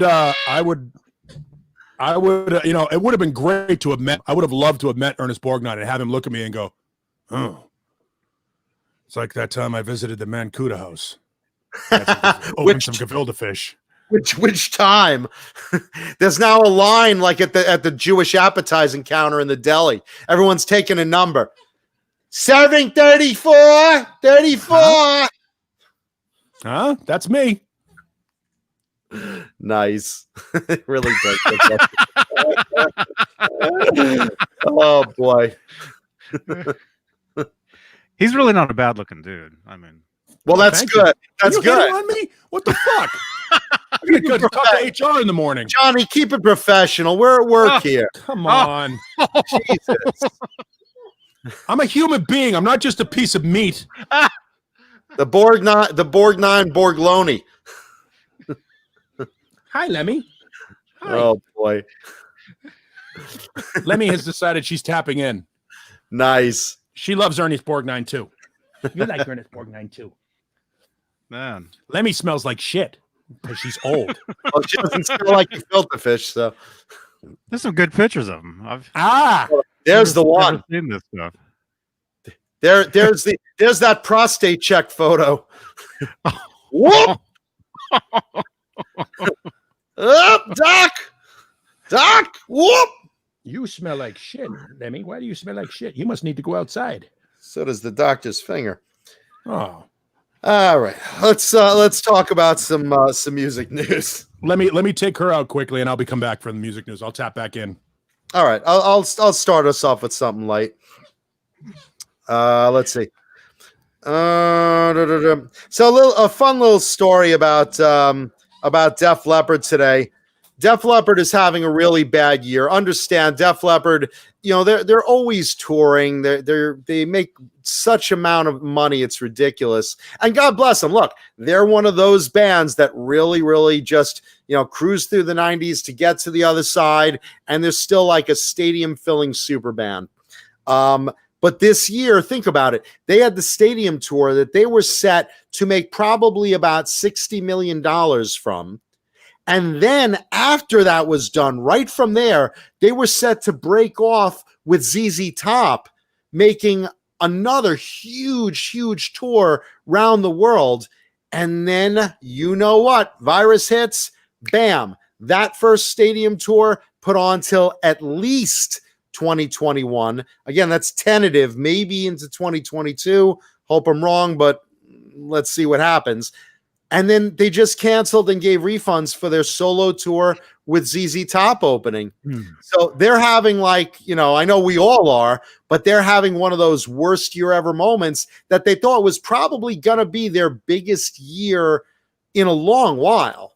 You know, even though they regularly tour, there was a lot of money banking on this, you know, and they're keeping up, you know, again, they're paying crew and venues and light people and cable people and tour people and managers and, everything that's involved in a band as big as Def Leppard going on a big tour like that. So, for them to just literally have to do everything. And again, they're doing the right thing. They're giving immediate refunds and saying, hey, if this happens again, I really wish that, I wish that we could, but it's more important for us to be safe, our crew to be safe, our fans to be safe. And, they're hoping, saying, look, hopefully this will happen again. Maybe 2021, maybe 2022, but we wish we were out there right now. We wish we were with you guys, but they did the right thing. They're giving immediate refunds, and God bless them for it. And look at this. They canceled their entire tour, everything, including Omaha. Even Omaha? Not Omaha. Not Omaha. Omaha. Fuck Omaha. Omaha was the big one. That was the big show. Is that must be where they must be from Omaha? Yes. They would have sold out though. That's the thing though. Keep in mind, they would have sold out. That show would have sold Omaha's out. paper. Okay. They're big in Omaha. Yeah, Omaha seats about 23, so it's a big stadium. Actually, having driven through Omaha, given a choice of places in Nebraska to go to, which there are none, Omaha by far over Lincoln. No, there you go. I used to live in Lincoln. So and that's why exactly what I'm talking about. And Omaha was known as the big city. Thank God you got out of there. Oh yeah, it was horrible. Yeah, no, you got to think about this. They're not just not making money. They're like who said in the chat, Ben Tom, they must be hemorrhaging money right now. You're right, because it's not just them losing what would have been. They have to pay these people. They're committed to paying a certain amount of crew, a certain amount of, setting aside their life and whatever. And, and certain venues have to get a certain amount automatically. And, there's sure, there's some insurance involved, but, it's one big domino knocking down all the others. They're losing money. They're losing a lot of money, not just what they would. But cry not for Def Leppard, because they're one of the bands that are fortunate enough to have such good catalog sales that, I mean, in a year, they won't know the difference. It won't be a dent in their bank account. That doesn't say that. Look, I love people that are like, well, when you're a millionaire and you lose millions, who cares? It's still losing millions. You know what I mean? You're still losing a shitload of money. They're going to make it back. At least Def Leppard can make it back. ZZ Top can make it back.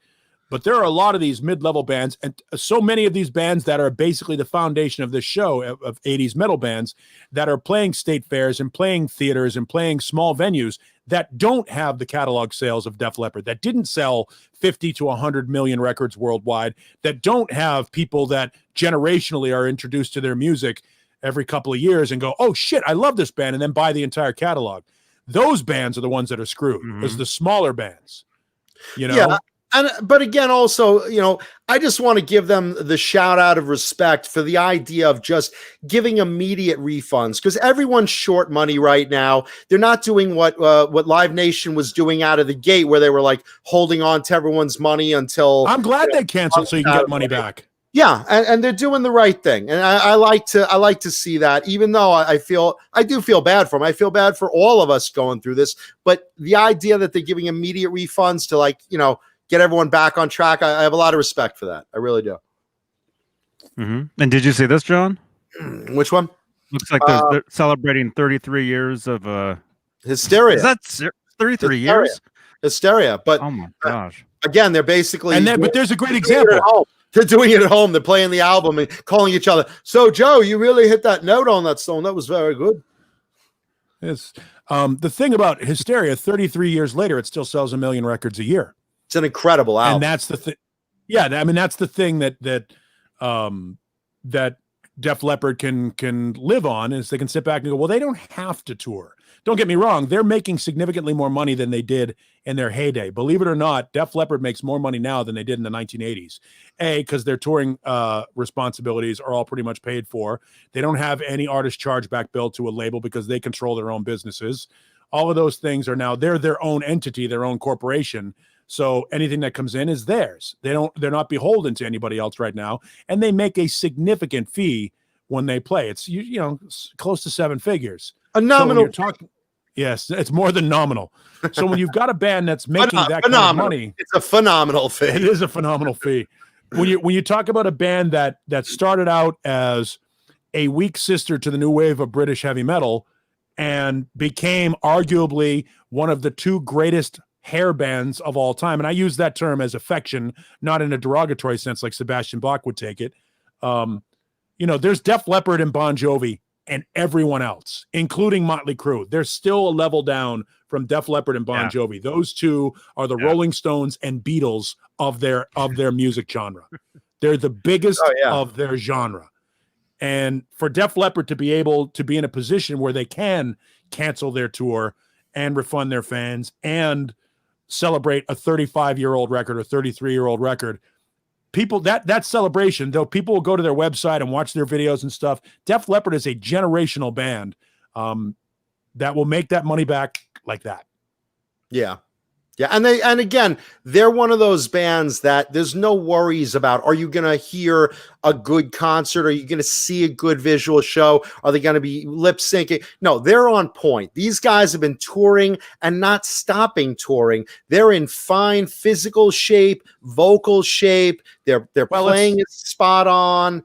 Let's acknowledge, though, they're a band that has taken advantage of technology for decades. They have been using sampled background vocals, all of the technological things that bands are ridiculed for now.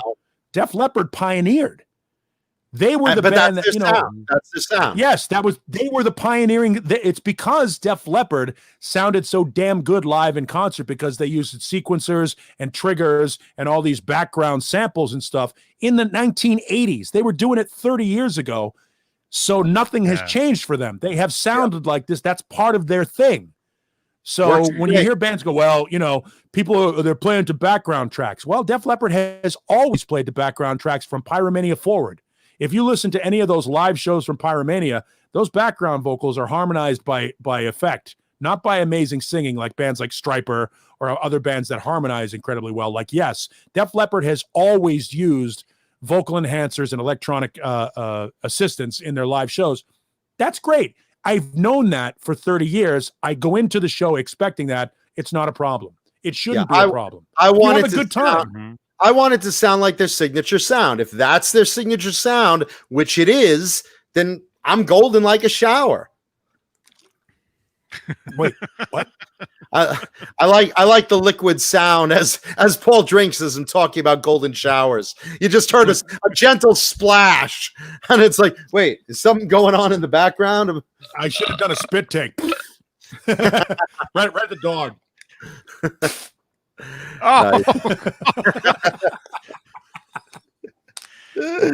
We didn't catch that. Could you do that again in a take 2, please? That's something you've never heard in a Led Zeppelin recording session. Hey, Jimmy, can we do another take? Yeah, right. I don't think you got that one. Can we do another take, please? That's not Steve Carmichael. That's wrong. They said they don't use background vocal tracks. That's absolute bullshit. Go back and listen to the bonus. They always have. That's the sound. Now they might sing, but they've got a harmonizer in the vocal rack that is you're pitch both, correct. You're both right. Steve Carmichael, they do sing. Joe Elliott is belting it out, and the guys are doing backgrounds. But they have that harmonizer. They have that assist because that's their sound is a little bit of pitch corrector, electronic. Yeah, it's a little electronic. As very, very heavy effects on the vocals because that's how it is on the record, and it wouldn't sound right if it didn't sound like that live. It's like when Richie Sambora is singing, through a voice box. Wow, wow, wow, wow, wow, and he's chewing on that little pipe there. Not John's, but someone else's. But you know what I'm saying? He's wow, wow, wow, wow, wow. I mean, he's really saying that whoa, whoa, whoa. But when it's the voice box in his mouth, it comes out wow, wow, and it's the same thing. It's the same thing. It's heavy chorusing effect, and it's part of their signature sound, and it's a thing that they pioneered, and God love them for it. They are the slickest band of their era. They are the slickest. They've always been polished. It was actually a criticism, is that Def Leppard was too perfect, like Steely Dan. It's like some people would say Def Leppard music is like Steve Vai's guitar playing. They don't feel any soul in it. That your ears are, you're using technology as a negative, as opposed to appreciating the fact that nobody did that before Def Leppard. Don't get me wrong, Queen did a pretty good job of it before Def Leppard, and that's this line of succession. I used to think Joe Elliott was an asshole when he would say when he would compare Def Leppard to Queen, when he would say Def Leppard is in the same bracket as Queen. And now here we are, 40 years later, and he's right. They are. They're right. That kind of a band.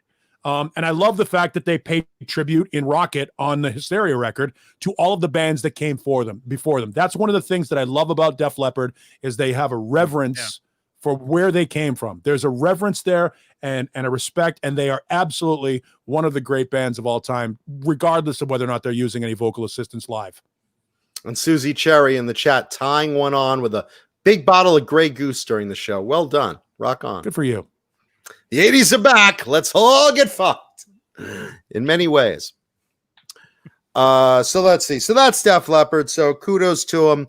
And look, hopefully when all this is done, we'll be, looking at some live shows, let's see. By the way, Noisewood Nami is saying, don't mess with Steely Dan. Steely Dan is amazing music, but there's nothing like, you would never hear Steely Dan in a bar fight. Same thing with Def Leppard.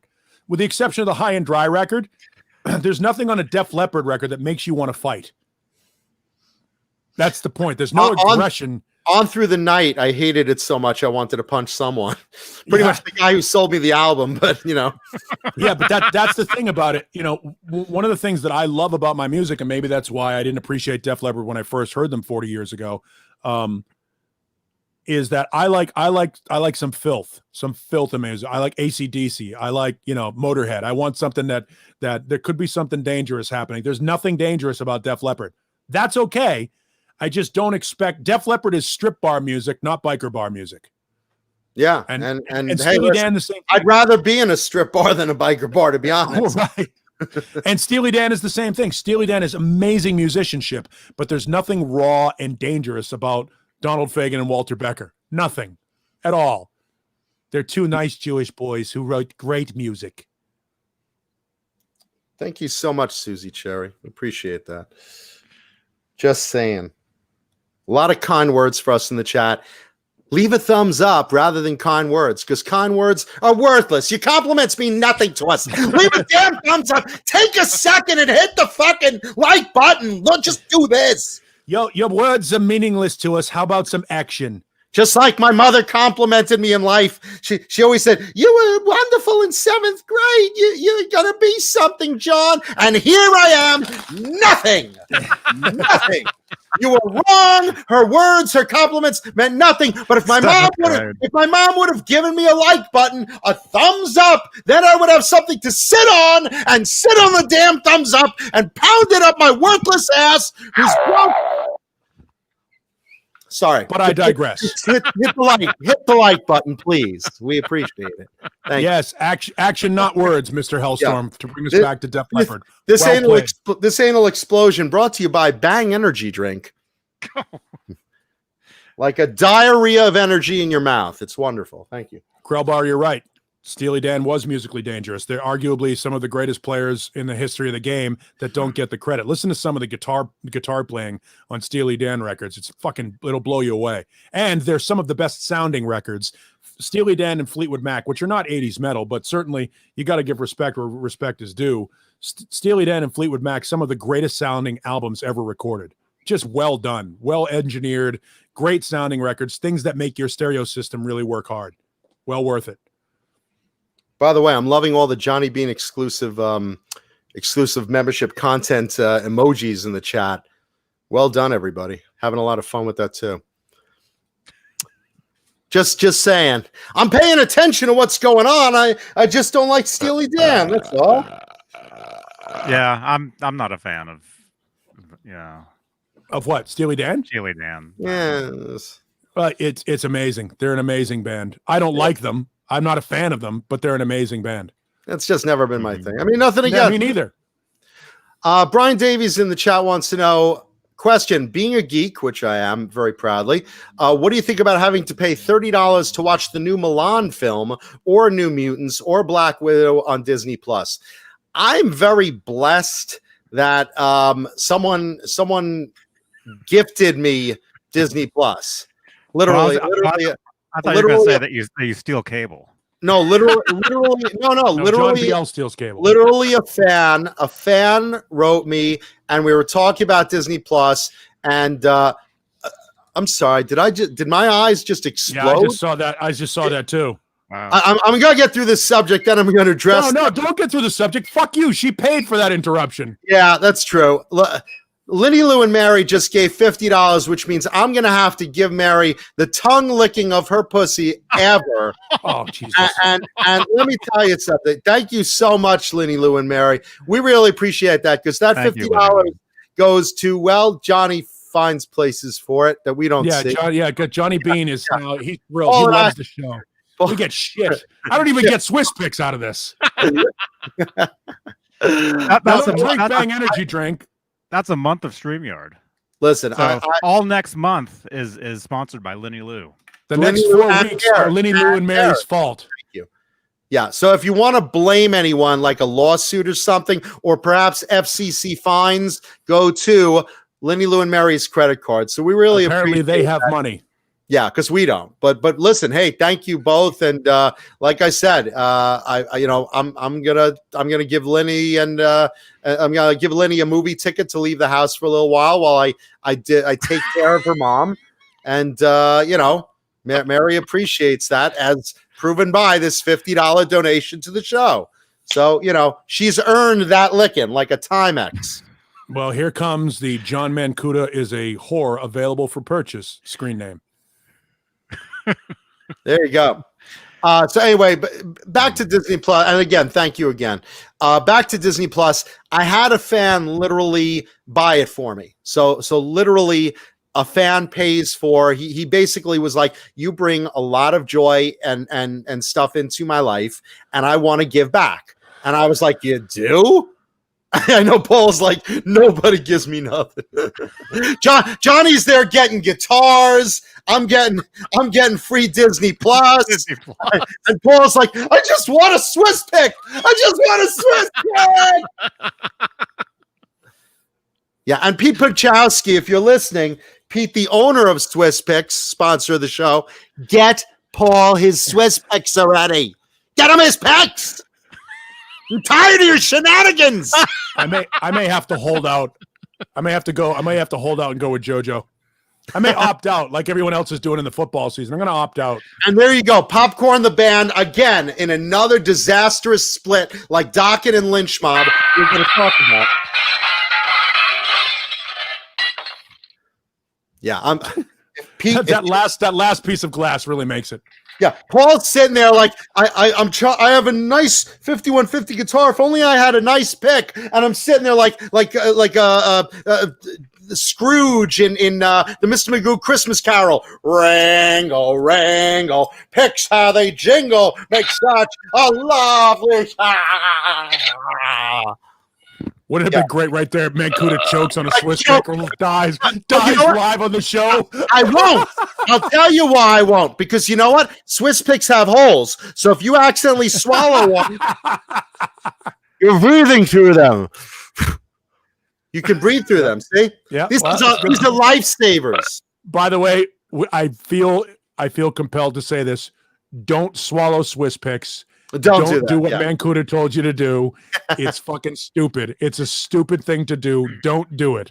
Yeah, if you're expecting something not stupid on the show, you're on the wrong channel. Trust. I know, but it just you and I both know that someone out there will be like, "Well, Mancuda said."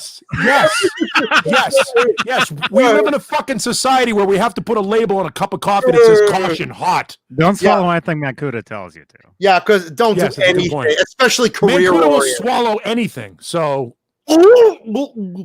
yeah, listen, that's the only way I got this job. Ask Johnny, he's still unzipping. No, look, the thing is, we live in a society right now that you really have to spell it out. You really have to spell it out because it just sucks. It just sucks. You know, it's like we grew up like watching Wile E. Coyote blow up, and like today you have to like put labels on Tide. Don't swallow these Tide Pods. Yes, we watched. That's the funny thing about it. We watched the Three Stooges hit each other with a fucking monkey wrench. We never did that stupid shit. We did it because we knew it would fucking hurt. Yeah, we don't blow up our own houses or cut off our own arms. But kids today, it's like now I'm sounding like the Pepperidge Farm guy. Hey, kids today. Remembers. Yeah, we didn't have to know not to put our tongue between a wagon wheel. You just didn't do it. When the blacksmith was hitting the anvil with the hot metal, we didn't put our penis there. Nope, we didn't. We knew not to do that. But today they're swallowing Tide Pods. Pepperidge Farm remembers. Yeah, so anyway, Pete Pachowski, owner of Swiss Picks, if you're watching, please get Paul his Swiss Picks. Please mail the things out so he can echo the love of Swiss Picks that Johnny and I both have. And Johnny needs some refills too. So there, because he also gives some out and says, hey, try these. That's what we do on the show. That's what we do on the show. Both of you. So anyway, free Disney Plus. In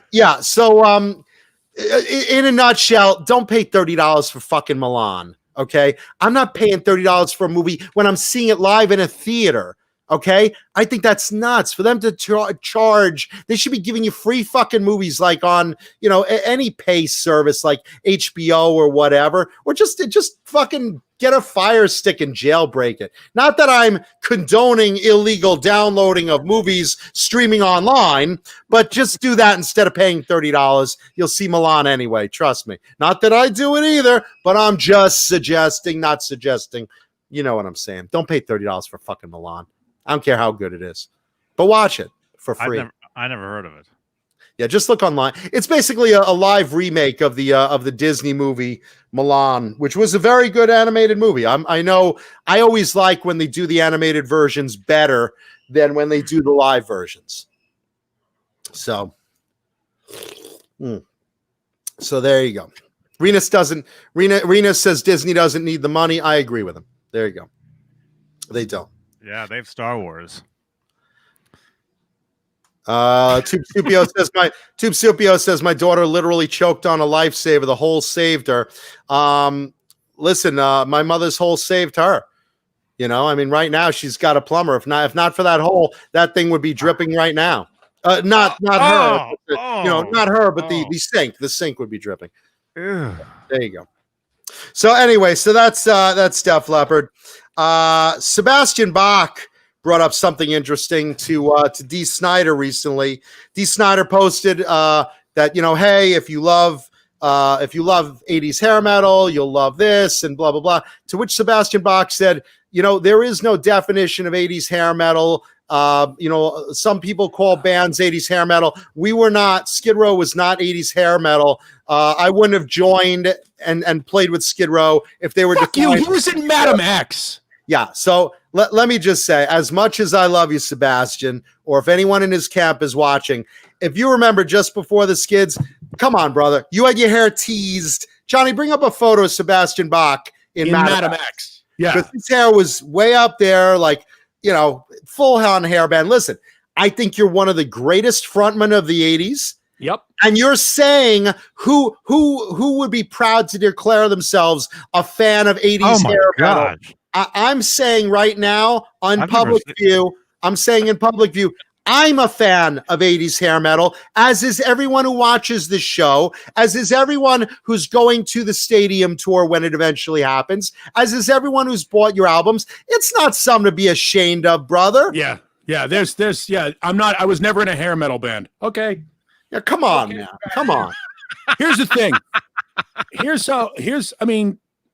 It's not a derogatory term. I understand what you're saying. There were a lot of no talent posers at the end of the 80s, you know, because they had the look. I'm with you on that. I'm fully with you. Not speaking about Jim Gillette of Nitro, but, you know, as an example, Jim Gillette of Nitro.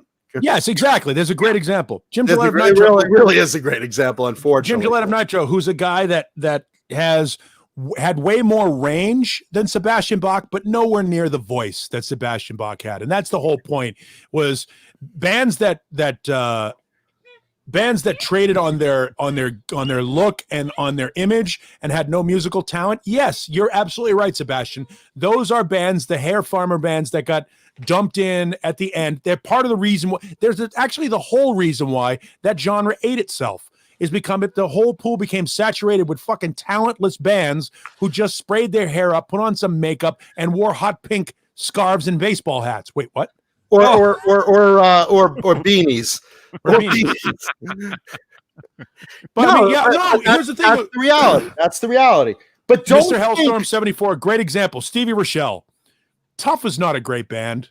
They really weren't. They had a couple of songs I like. Yeah, I Hate Kissing You Goodbye was a great example. That's the one that I think is terrific. There's a great example of the hair bands all became mid-tempo ballad bands, a lot like what happened to Soundgarden. Pretty Boy Floyd, I think. Pretty Boy Floyd, I think, is a better example. Yeah, bands that just were not very good. They just weren't very good. They were the Black Veil Brides of their day.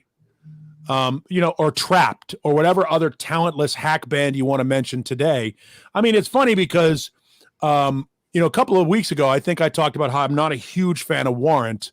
Yet I own the first 4 records and put them on shuffle the other day just to go back in and go, okay, maybe I didn't appreciate them back then. And I look back and go, there's a band that back then I thought wasn't really good, and they're way better than I thought they were. I haven't listened to them in over 20 years. I loved them out of the gate. I got to admit, Warrant is terrific.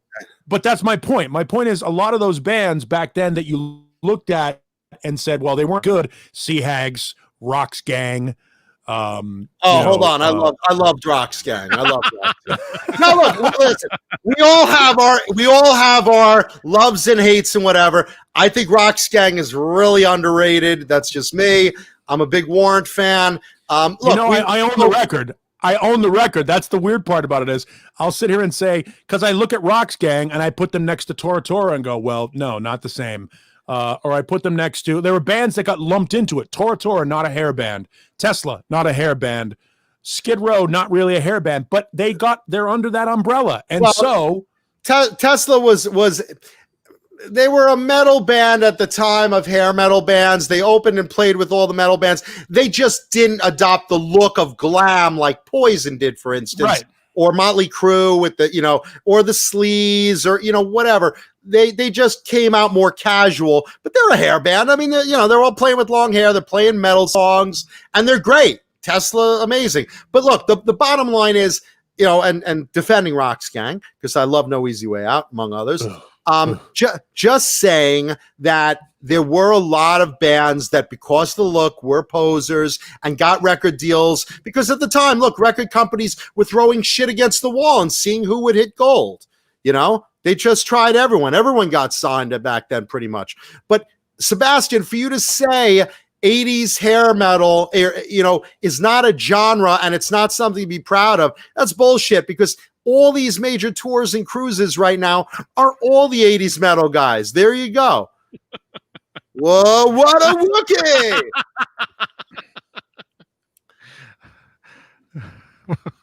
No, but you know what I'm saying. Look, I'm not gonna. I mean, I can't sit here. Look, if again, we could shit on a band. I love shit on bands.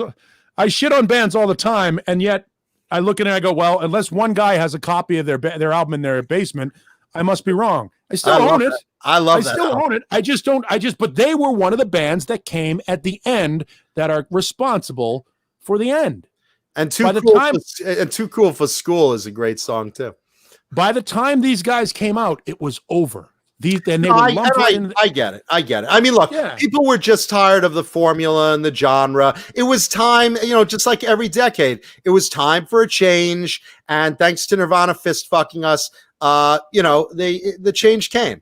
That's just it. But look, for Sebastian to say, Skid Row was never a hair band, and I never belonged to a hair band. And come on, Bass. I love you, man. Not true. But the reality is, it was one of the really good hair bands, and there's nothing to be ashamed of being from that period, and that's what you are.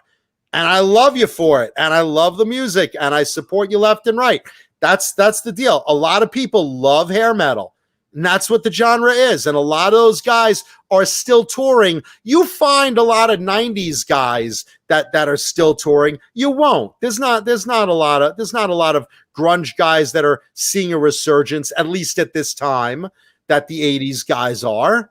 Yeah, it's funny. You're not seeing people doing a 3-hour, 4-hour sometimes show on YouTube extolling the virtues of Sebado.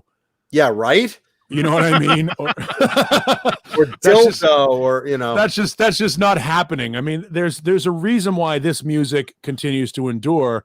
I happen to like. There's a band called Stum that I love from the 90s, but nobody gives a shit. Nobody's gonna pay attention to that band. Nobody gives a rat's ass about that band. And it's funny. Somebody asked, I forget where it said it. It was, why can't the public get tired of rap? Because some rap is fucking outstanding. No, it's some of the old stuff is outstanding. It may not be for you, but you got to respect it as a genre. That's all. Right. And but some of that 90s stuff was so, so disposable, and this stuff.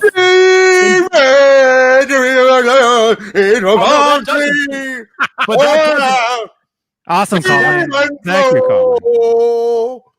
Yeah, I don't. Those bands. Yeah, those bands still hang in. The big 4 or 5 of the grunge, they hang in like a soggy man's ball sack. But like ask me, nuts. Who gives a shit about Earshot? Remember Earshot? No, you don't, because who cares? Thank God. Who cares? Pulse Ultra. Who cares?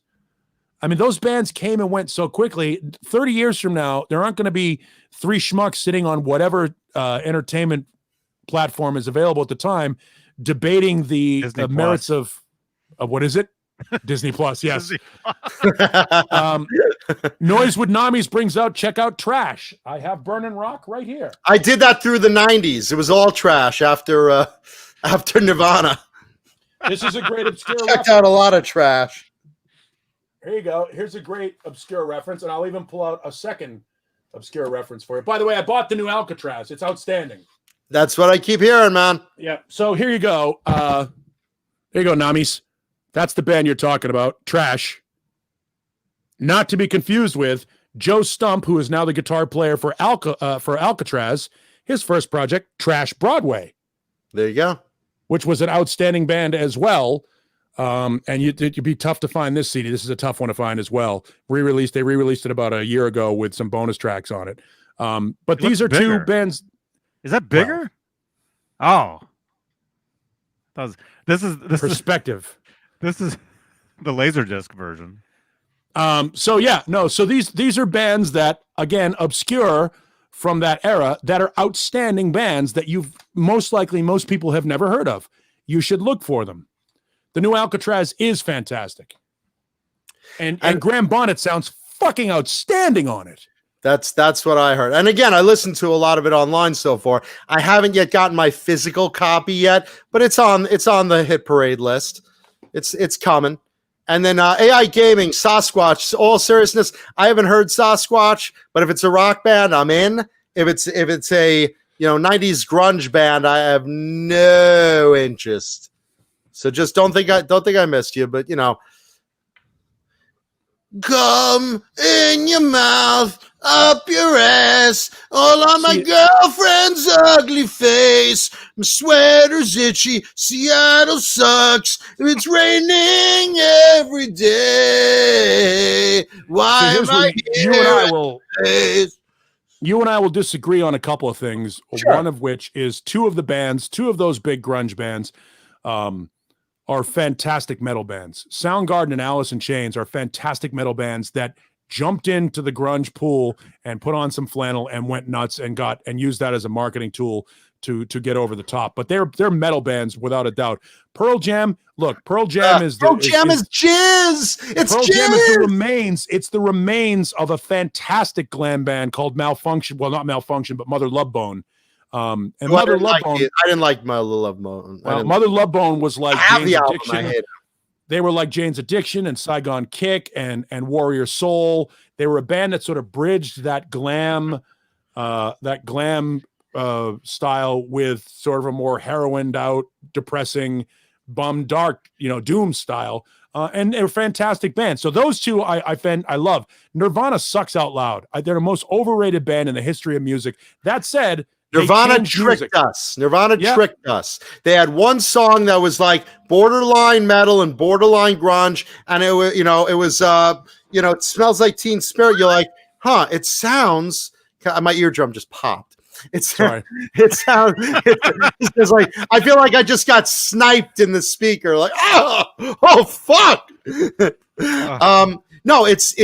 Look, it sounds like a metal song. Smells like Teen Spirit. It tricked us. Because I looked at the album. I was like, all right, maybe I shouldn't criticize them yet. And then I looked at the cover. It's a male baby's penis. These aren't boobs or lasers or glitter and makeup, guys.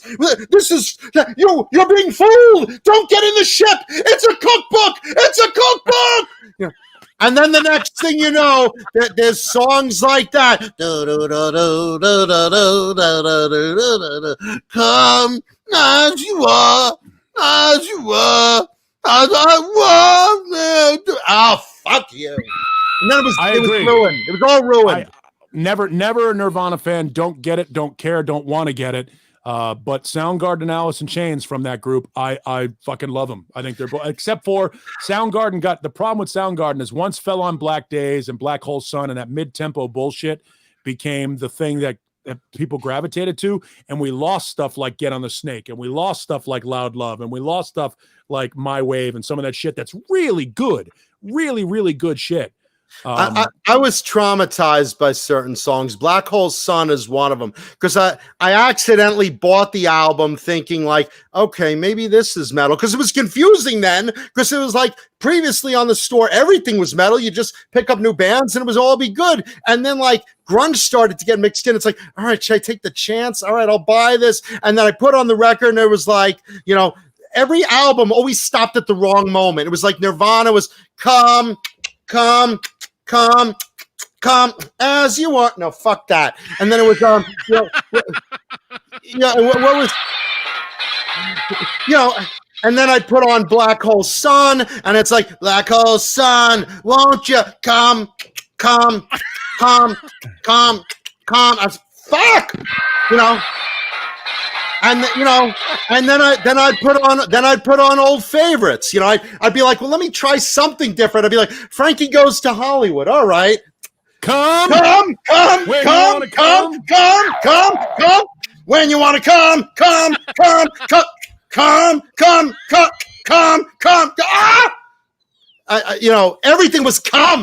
Everything was come. And then Kurt Cobain. Kurt Cobain was blowing one on my face. He was like, and then you went way back, and you grabbed. He was rowing a boat. He was rowing a boat on my face. He was doing the pterodactyl.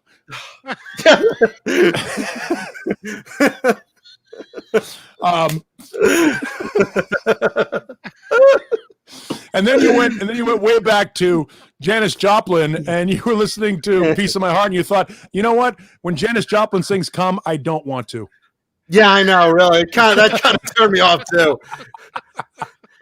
It was like Mama Cat choking on my ham sandwich. Oh, Jesus Christ! All right, is it guitar time? I think it's guitar time. Yeah, it's time. My way to suggest my way. I have to piss. All right, it's time for today's show and tell guitar, boys and girls. And then coming up in music news, we have. And then coming up today in music news, stick around after that, because we have a lot to talk about with Ozzy Osbourne, including something from Tommy Lee, including something Sharon Osbourne and Dio, and some very big news about Lynch Mob. Really heavy stuff. So let's get to today's show and tell guitar. I gave the hint that today's show and tell guitar, it's a Charvel that Willy Wonka would love. And basically what it is, it's very candy related. They call this graphic, well, let me show it to you first and see if you feel like going to the candy shop with me. Johnny, if you please. Johnny, if you please. I'll do my own fucking drum roll. Okay. Where are we here? Here we go.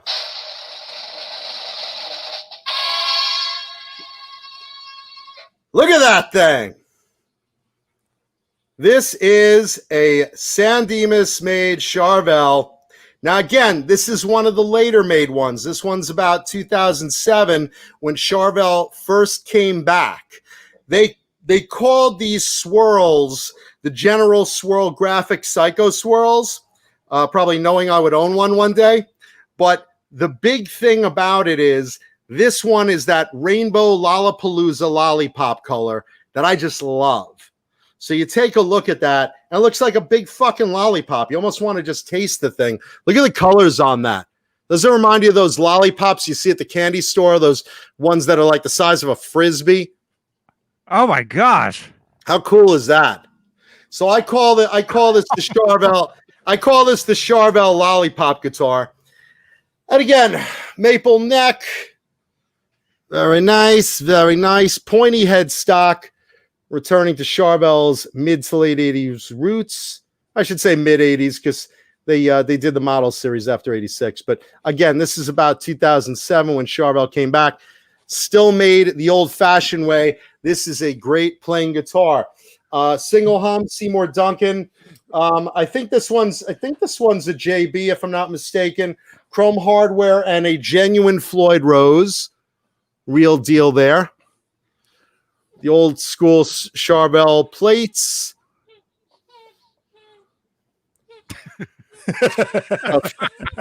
Is someone rubbing their rod? He's adorable right now. He's trying to be so gentle. So genital? What'd you say, genital? He's got his little ball. He's like trying so hard. I'm getting hard hearing that. Just hearing him getting hard. It sounds like a woman moaning, and I haven't had sex since my ex-girlfriend, so it's like we're talking a long time. I mean, I'm gonna watch tonight's rerun. I'm gonna rub one out to your dog. It's so he's trying so hard to like not interrupt you while still like, hey, will you play with me just a little bit? And now Lemmy has poked her head into the room. She's like, hey, what's that noise? I'd like to be part of this. All right, sorry to interrupt. I'm not interrupting. It's just consider it the theme music to what you're talking about. This is actually an 06. And again, they keep coming up with different names. I call it the lollipop when it's with this graphic in this color. If it's gray and black, I stick with what they call Psycho Swirl. But ironically, on the hang tag, which I do have for this one, it's listed as color kaleidoscope. So, there's another name they've called for it. But look, the bottom line, look, you are getting sleepy. You will leave a thumbs up. You will send us lots of money. No, don't really send us money. But you will leave a thumbs up. You liked the guitar. Today's show and tell guitar brought to you by Swiss Picks and Bang Energy Drink. Ooh, take off your clothes perhaps while you hit the like button. Ooh. And again, this is a direct mounted pickup. I usually like the pickup, the frames, the pickup ring. Thank you. I'm having a total brain fart here. I like the pickup ring. I think it gives it a more finished look. And again, I'm old school like that because that's what I like to play. Still the classic kind of hardware. If you look at this, a lot of times they were back in the day brass like this, but later on they made brass and chrome or black plated chrome. Same thing down there. And again, the classic Charvel logo, the little guitar. Love that. And Spurzl tuners, which are great tuners. And I just love these things. Like I said, for the later Charvels, I like the Strat heads better, but this is one of the pointies they did in the later years that I really, really dig. Again, I love the USA ones, and they're just really great, So that is today's show and tell guitar, a 2006 San Dimas made, USA made lollipop. Look at that beautiful thing. You just want to lick it like your favorite girl or guy, depending what you're into. I want candy. You could almost imagine, Oompa Loompas carrying this, carrying this away, oompa loompa dooba dee doo. We've built a candy guitar for you. Oompa loompa dooba dee dee. If you're not careful, you'll go out to pee. What do you get when Paul goes off the set and his dogs stay there whining? You'll get. There you go. So there you go. Totally botched that song, but you get the joke.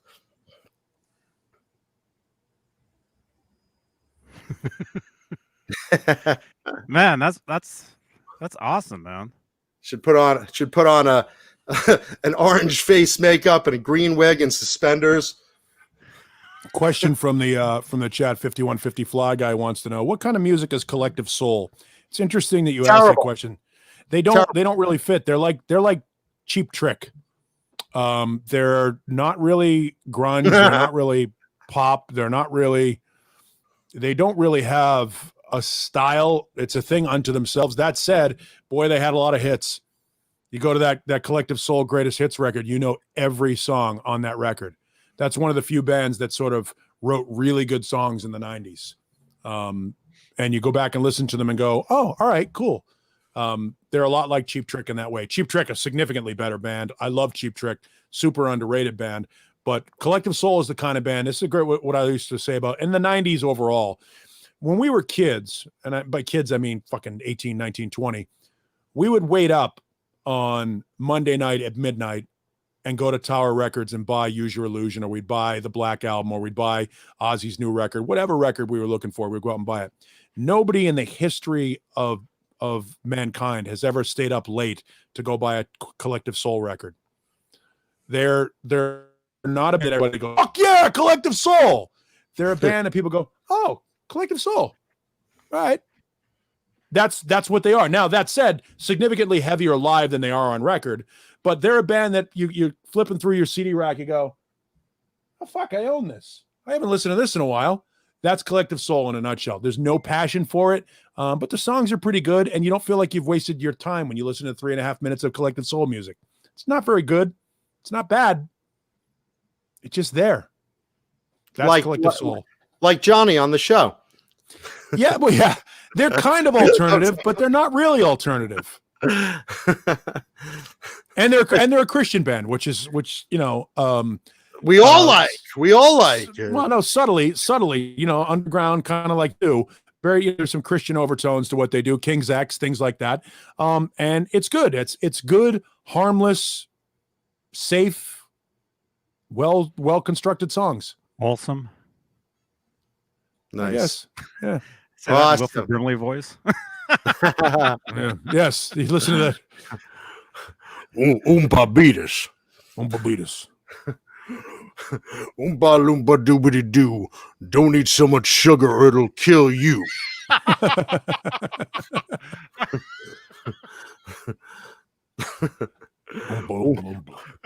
Oompa loompa doobity dee.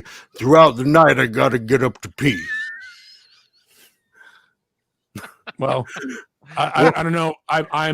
This is, I think, bottle number 6 or 7 in 2 hours and 14 minutes. I've got 4 more here in front of me on top of this one. So we could be looking at a 12-pack of water in 3 hours. No wonder I'm pissing a lot. Wow.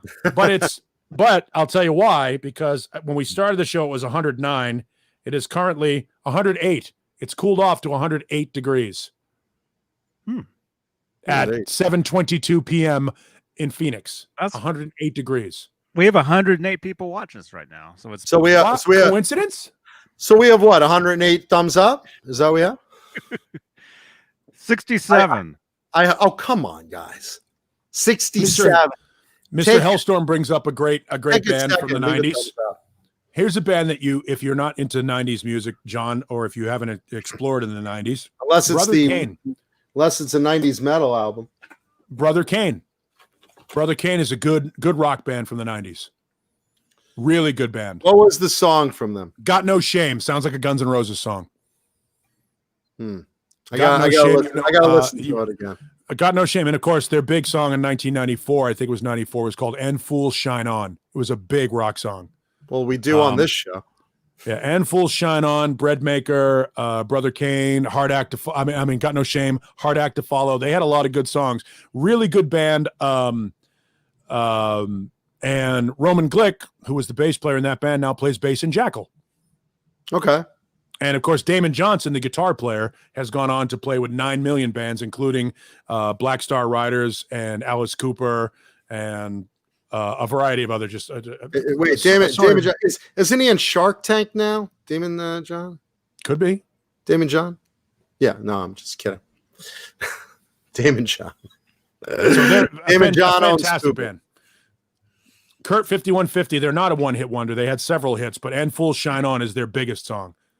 There's another song called Voice of Eugenia that got a lot of, not to be confused with Voice of Eugenia, which would be Eddie Van Halen's mother. Or Voice of Vagina, which would be my mother. Right, exactly. How's their gefilte fish? Or Voice of Gene Simmons, which would be Paul. Yes, a very powerful and attractive man. Boba Beatus. We were still playing stadiums in the 90s because Kiss is timeless. So we came out, even if there was 40 fans in a stadium meant for 40,000, we would just come out and play. And so that's an accurate depiction. That's accurate. We did play for 40 fans. Didn't matter if it was 40 or 40,000. Granted, sometimes the capacity was 40,000 and there were only 40 there, but that was the Hot in the Shade tour, and we don't talk about that. It also didn't matter if it was our crew. We booked a date, so we show up for the booking because, even if one fan shows up, we do it all for the fans. And a nominal fee. And the nominal fee. How many out there are not part of our crew? We're going to go into Black Diamond! Yeah. Anyway, so there's today's show and tell guitar. Please leave a thumbs up if you like it. You do remember their song during that tour when they came out and they played to the 40 people in the stadium? All those empty seats! I got a man-sized stadium, and it's a big one. Can you hear me in the back? Well, you should. And there's no one here. No one here. You should move up front because there's a couple empty rows, like about 1,300 of them in front of you. Hey, is anyone in the stadium?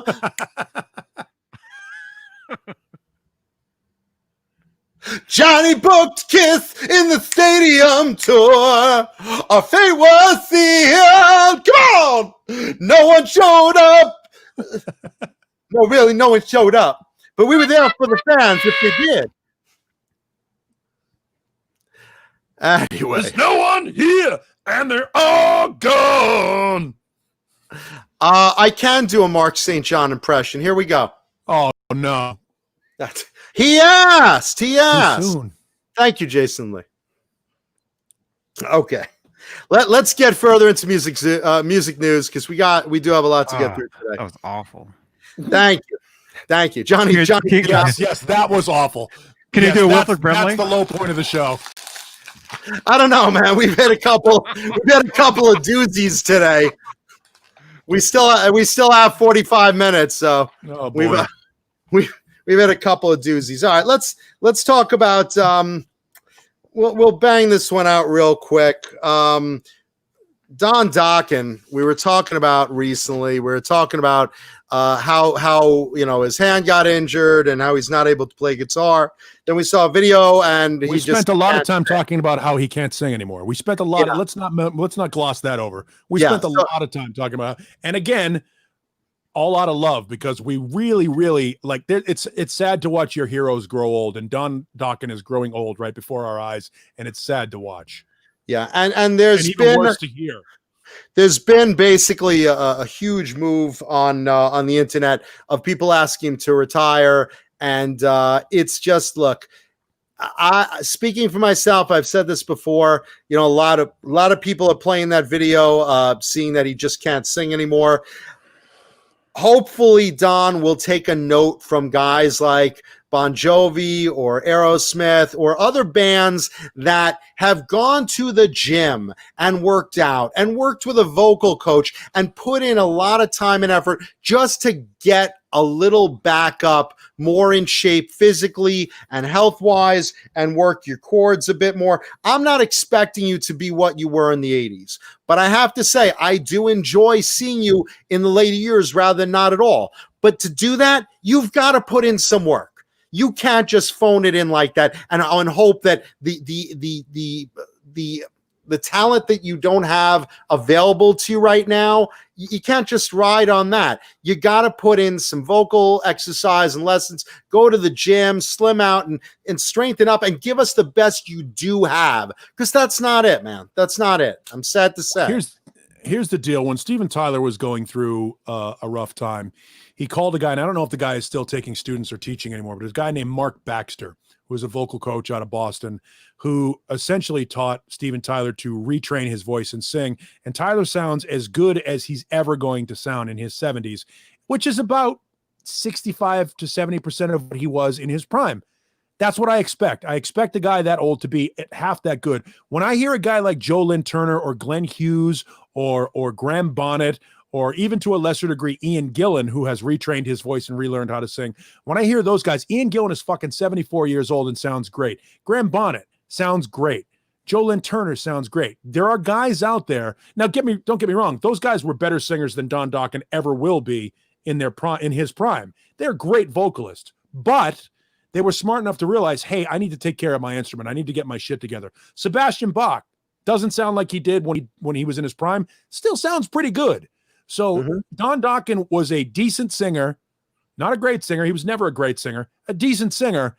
He should be able to be a decent singer now. It's not like what he did was incredibly difficult to sing in the first place.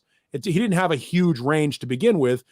There's no excuse for him being as flat as he is right now. It's genuinely, I believe, laziness. I think that he can't, he's not dedicated. You look at him physically. Now, obviously he's had some accidents and some surgeries and all that stuff. And that's great. But if you're healing, heal and then come back.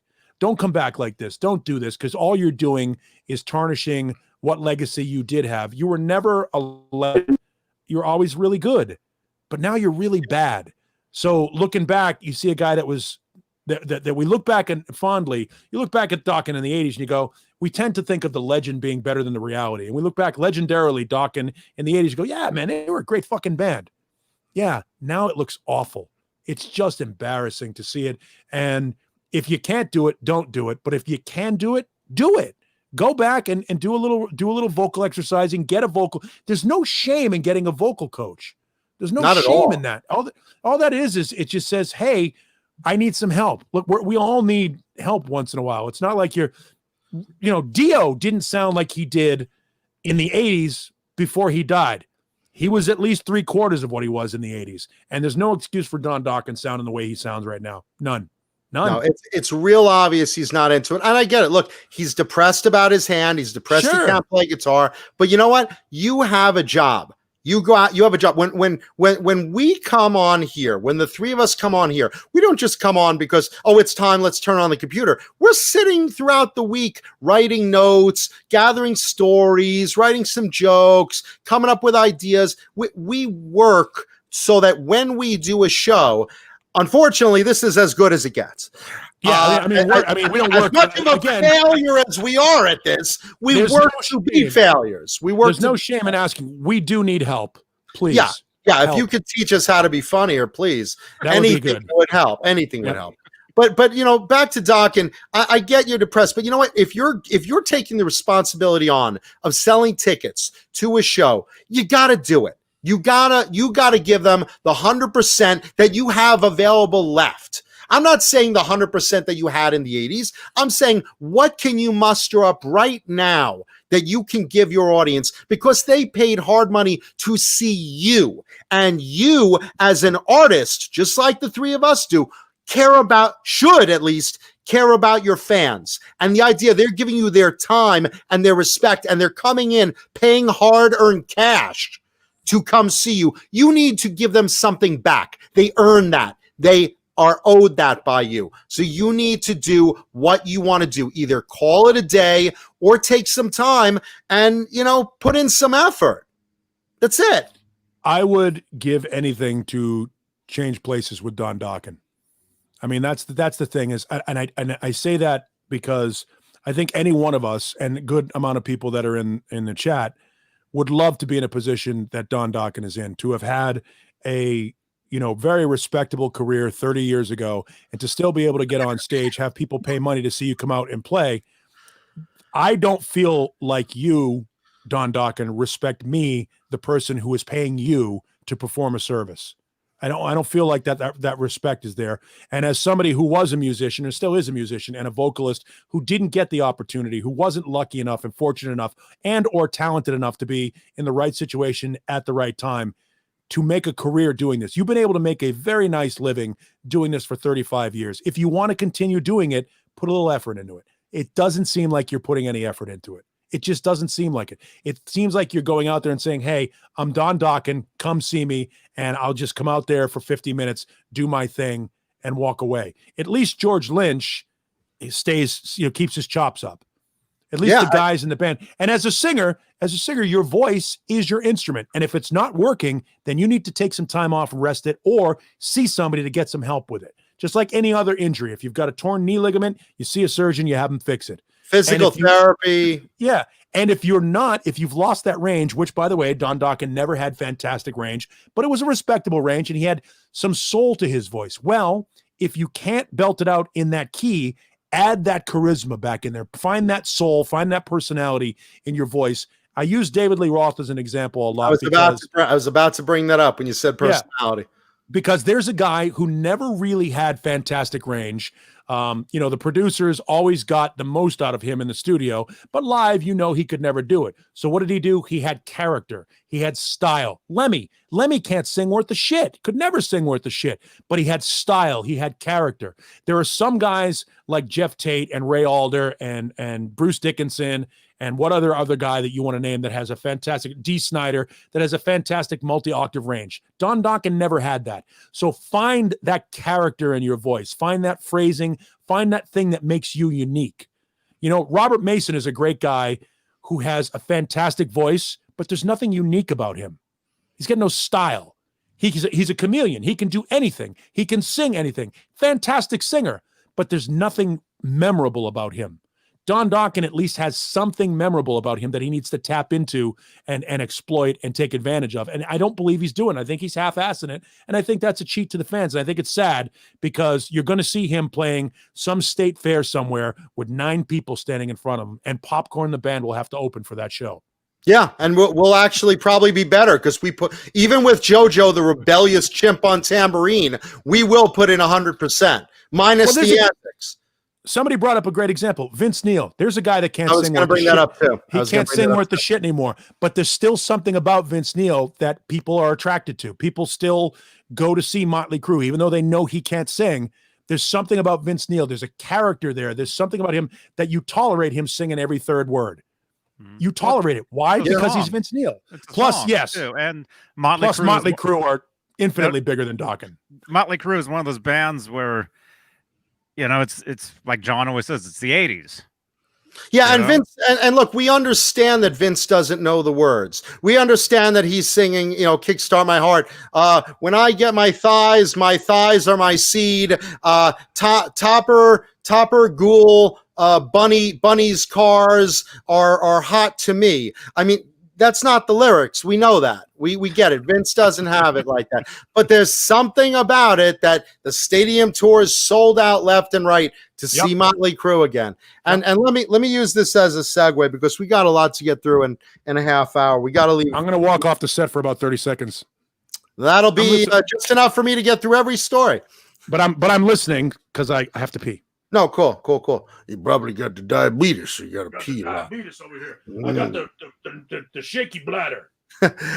Tommy Lee went out recently and was talking about the stadium tour, what it was like when the offer came in. Basically, in 2015, when Crue did their farewell tour, they basically said, look, they played LA. It was their farewell tour. It was New Year's Eve. They hugged and said goodbye, and they barely spoke over the next 5 years. I mean, Christmas time, hey, let's send Mick a card. Christmas time, hey, let's send Vince a card. But they were breaking off into their own stuff. They were doing a solo project or playing in a session, or they were not thinking of it. And then all of a sudden Live Nation comes back, and Live Nation says, hey, out of the blue, Tommy, we want you to do a stadium tour, like the biggest crowds you guys have ever played for. We're talking like 60,000 people stadiums or more, and we want you to do this with 2 other metal bands and maybe another opener. And this is where they said they all got caught way off guard. And originally the answer was no, we didn't plan on this, and Nikki's over there and I'm over here and Vince is doing this and Mick's a solo thing, and we're not planning it. And then they announced the money, and then Tommy's like, wait, how much? What? Let me think about. Okay, yeah, I'm in. And it was like, that was what it was like. He said, when we dropped the mic in 2015, we didn't have plans. We barely spoke to each other. 5 years later, when that number came in rolling in, boy, that was it. That was the whole day. So just a little behind the scenes from Tommy. And that's no different than any other band. I mean, you don't think Gene Simmons and Paul Stanley like each other? I know for a fact. They do. Yeah. They do. Sometimes they tolerate each other. Well, they're like brothers. Brothers fight sometimes, but they genuinely do like each other. But yeah, Gene does something, Paul gets pissed off, feels he's carrying more of the load. Gene says, I was getting some load, and then, it was just, it's a different. The guys in Aerosmith, the guys in Van Halen, the guys in the Rolling Stones see each other for the hour and 25 minutes that they're on stage. That's it. They have 5 separate dressing rooms. Especially the guys in Aerosmith, they basically communicate through an intermediary. They don't even talk to each other unless they're on stage. True story. They have a guy named John Bianelli who has been with them for a long time, who literally walks into each dressing room before the show starts, and has everybody approve the set. They scratch songs. He goes around once, then he goes around the second time and hands them the second set. They don't discuss it with each other before they go on stage, and then they go their different directions when they get off stage. It's completely a business arrangement. I was at a Motley Crue. We did a Motley Crue Kiss New York Dolls show here in Phoenix, and this has got to be 6-7 years ago, maybe even 8 years ago. And I was in the dressing room with Vince Neil, talking with Vince Neil, did an interview with Vince Neil. The next room over was Tommy Lee's party room, and they didn't see each other before the show. Tommy was in his room. He had turntables and he was DJing and he had a shitload of music playing, and there was this huge party and his own VIPs and all that shit. And Vince was in his room warming up, signing autographs, doing his thing very quietly. Nicky was in an office in front of a computer doing his thing. And Mick was getting a massage because he's physically in pain every night that they go out on stage. Those 4 guys don't see each other. They go on stage. Yeah, they're friendly because they grew up together, but it's a business arrangement. And you're damn right. When that offer comes in, you say, well, we're done working. We're done. We don't need this. How much? Yep. Hell yeah. That's what brought Dokken back together for 7 shows in Japan. So that's what brought Extreme back together. Extreme came back together for a half dozen shows in the late 90s and in Japan, made 7 figures a show for 6 or 7 shows, and went, hey, people still like us. Maybe we should continue working together. And they do. And that's what happened. And it's a business. It's the music business. Once you get to a certain level, you're no longer 4 guys fighting together in a van for the greater good of being a famous rock star. You get to a certain level, and it literally is a business. You are a corporation, and everything you do, just like you in your personal life, whatever you do for a living, you make your money, you invest your money, you manage your money. Well, that's what these guys do. They just do it on a much higher scale. Yeah, and their job is much cooler than ours. Mm-hmm. Significantly. So let me transition from there.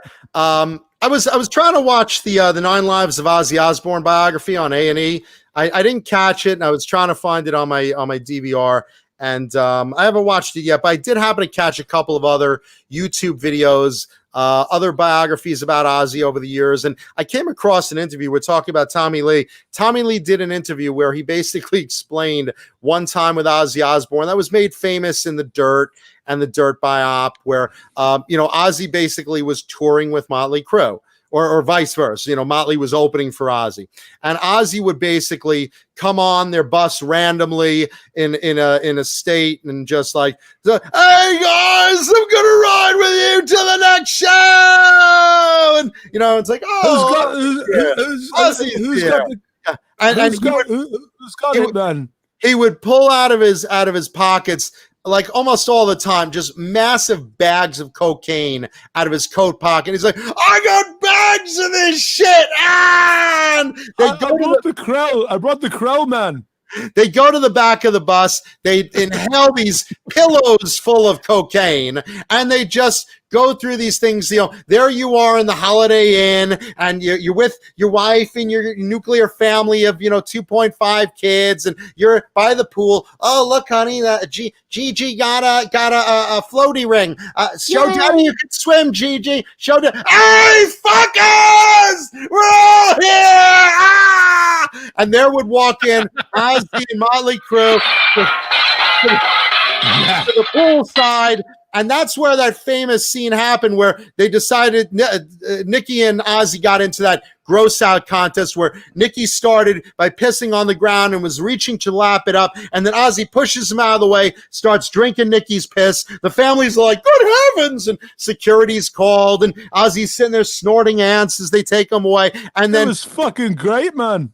What you didn't hear was this is what happened right after that. Security said you get to your rooms or you're not staying here. So they basically pushed him down the hallway. So Ozzy being totally fucked up, Tommy's like, I'll help you. So he gets him to his room, and Tommy's like, all right, let me drop off Ozzy here. And he pushes him in the room, and Ozzy's like, no, you gotta stay. I got more stuff to do. And Tommy's like, all right, Ozzy, all right, I'll come in for a minute and stuff. And he's like looking for a way to break out. And then he turns, and there's Ozzy dropping trow, shitting on the ground, literally. Yeah, there's that prison photo.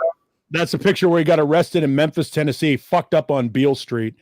And that's right around the same time. This is right around the same time with Motley Crue. He was in jail a number of times on that tour, and he basically shits on the hotel room carpet, like just as Tommy closes the door. He sees Ozzy pushing out this giant turd, and he's like, whoa, Ozzy, okay, all right, man, it's time I gotta get to my room. That's enough. I'm like really fucked up too, but I gotta get out. And Ozzy's like, no, don't go yet. The best part's coming. And Ozzy grabbed the turd. And they didn't show that Ozzy grabbed the turd and smashes it on the wall and starts doing these big finger paints. He's like writing his name. Enjoy your dinner. He's just like doing finger paints of his name and stuff on the wall, and he's laughing. He's like, Tommy, isn't this great? And Tommy's like, that's the moment I just backed out the door and just closed the door behind me and ran down the hallway to my room before Ozzy could come get me. He's like, I tried so many times to get out of there because I knew what would happen. And there you go. So he basically points out other notes that were interesting that I found in doing a little history with Ozzy from some of the other biops. And again, I haven't yet seen the 9 Lives of Ozzy, but other little periods of fun. Ozzy robbed a store that was behind his house numerous times because he didn't know what to do. He didn't, he was 17 and he was basically out of work. He just got fired from his slaughterhouse, and he had no prospects. So he started burgling this electronics store behind his house, and the cops came knocking at the door, and they're like, Mr. Osborne, yeah. Listen, we have a problem. Someone been burgling the store behind you. Yeah, terrible thing. Yeah, well, that burglar seems to have left a lot of fingerprints on the scene. And Ozzy basically later confessed. He's like, I don't understand how they found me. I wore gloves. The gloves had the fingers cut out. The fingers were cut out. Yeah. So he left fingerprints all over the scene, and that's how they got him. He went to jail. He learned to tattoo himself. His first tattoo was he put little smiley faces on. That was the later photo. That's the one. No, that's the same picture I just showed. Yeah, from Shelby that's County. The later one. This was when he was 17. When he first went to jail, he learned to tattoo himself. The first tattoo he does was smiley faces on his knees because he said every time I took a shit, I wanted to make myself happy, so I'd look at the little smiley faces and they'd make me laugh. So that was the first thing. Then a little further down the line, he basically got the idea. He's like, well, I don't know what to do. Maybe I'll try some music. So he put up flyers in this music store near his house that basically said, OZZY needs a gig. Professional singer, has his own PA. Now, for starters, OZZY Zig needs a gig. OZZY Zig needs a gig. Exactly. So he put these flyers up, and first of all, he didn't have a PA then. But he asked his dad for the money. His dad basically bought him a PA so he could seem legit. But he touted himself as a professional singer. And he'd belonged to 2 other bands before that, but none of them ever performed. One basically sat around a bar saying, we're going to be big, we're going to be big. And then they drink themselves under the table. The other one never got anywhere. They never actually sang gigs. And then he's like, you know what? Fuck this. Even the music thing is depressing me. He took down the flyers out of the music store so he wouldn't be bothered again. And he was in one of those bands with Geezer Butler at the time. And he stuck with Geezer, but he basically said, hey, I'm bowing out of this music thing. But he missed one of the flyers in the store. And it turns out Tony Iommi comes knocking at his door and saying, hey, are you OZZY Zig?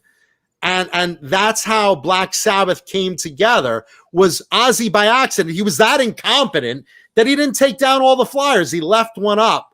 And Tony said, well, he's an accomplished singer and he's got his own PA. How bad could it be? And there it was. Black Sabbath was out of the gate formed. So I thought that was kind of interesting. And then let's see. The bat that was thrown on stage that OZZY bit the head off of, OZZY originally did not think that was a living, real bat. He'd done it already. He'd done it before. Not according to what I heard in the interview with him. All right. He was saying that this bat came on stage, that he thought it was a toy bat. He bit the head off, and then everyone went crazy in the audience, and he looked and he realized, holy shit, I have a real bloody bat head in my mouth. This is a real bat.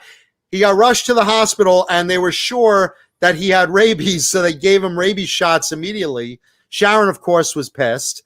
She was managing at the time, but that was how he started. Now, what he did intentionally was the dove head in a radio show interview later on. That he knew was alive, and he just thought it would be, shocking, and he would go with it. But the initial bat, that's not it, but that's the one he sells on his website as a tribute to that. There are several stories about that contradict. One is, first of all, the Dove story was allegedly done at the Epic Records offices. Right. When he was signed, they had a press conference, and Sharon had agreed to have, because OZZY was, remember when he was in Black Sabbath, it was all peace and love, and that was his thing. It was, I love you all, peace. He was never really the evil that Black Sabbath was. It was sort of weird because he wasn't Prince of Dark until he went solo. He was a hippie at that point. So they brought all these doves, and they're supposed to release them into the conference room, and they open the thing, and the doves don't come out. So OZZY reaches in and grabs one and puts it in his mouth and tears the head off, and of course that freaks out. The bat incident, allegedly, the way the story I heard it from somebody that was close to him at the time, said that rubber bats sometimes were thrown on the stage anyway when he was playing out. So he thought it was one of the rubber bats at the time, not realizing that what had happened was this bat had come down, and because bats are blind, they fly by sonar, and the frequencies of the lights fucked this bat up, and it basically spun all those sounds. And all the sounds spun this bat out, and it dropped down like a pigeon that hits a bird or whatever, that kind of a pigeon that hits a plane. And this bat spun down. So OZZY thought, oh, another rubber bat, and did it. And that's where that thing came from. So those are, there are conflicting reports as to how that happened, but in reality, he didn't think it was a real bat. And when he bit the bat, apparently the bat had bit his tongue at the same time, which is why they thought he was rabid, had rabies. Yeah, they were Because convinced he had rabies. They were convinced he had rabies. And, you know, let's face it, not I too mean, look far at him. after. Yeah, he looks like he has rabies. Well, I was he's just looking at Boner Jam's photo. That threw me off more than Ozzy's. Hey, Boner. He's Hey, Boner. he's clearly bipolar. I say that every day in the shower. Hey, Boner. All right, Ozzy's, no, and I'm just saying he's clearly bipolar. He might have schizophrenia. You know, because I love the story of him. You know, when Sharon comes down the stairs and he says, "The voices in my head say you need to die," and he tried to kill her. Yeah, I mean, he's that. got. I mean, he has voices in his head. He's weird. Remember the story of him allegedly taking off to, you know, the Tibetan ministry where he shaved his head and all that shit during the Bark at the Moon, between Bark at the Moon and what's the record after that? Holy shit, Ultimate Sin. Yeah, my favorite. Yeah, when he shaved his head bald and he went off. Allegedly, he did that in Asia and dicked off to Tibet. I mean, Ozzy is a genuinely crazy man. Genuinely crazy. And God bless him. Yep, genuinely crazy. Love him to death, and not looking forward to that anytime soon. So with that said, with the bat incident, the dove incident, after those things, people started throwing dead animals on stage. He said there were lizards and other bats and other things. He said at one point someone threw a live snake on the stage that freaked everyone out, and they're all running from this angry live snake that was thrown on stage. So they kind of put a stop to that. Let's see. What else did he say? Which brings us to today. Ozzy Osbourne was talking recently, and he thought he was dying. He's gone through a lot lately. He's still not well. Just to recap, he's gone through a fall, recovering from the flu, recent neck surgery, recent spine surgery, his battle with Parkinson's, and he's at about 75% capacity. He's in a lot of pain. And of course, we wish him well. And he went to Sharon recently. He said, no lie. He said, hey, honestly, the way I'm feeling and the way I'm healing and not healing and what's going on with me, you know, am I dying? Don't sugarcoat it. Are you telling me it's not as bad as it really is? Am I dying? And that's what he was thinking.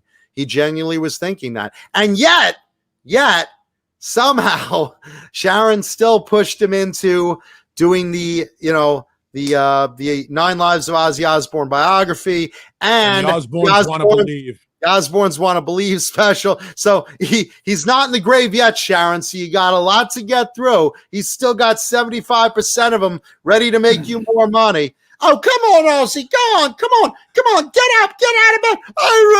I'm in such pain right now.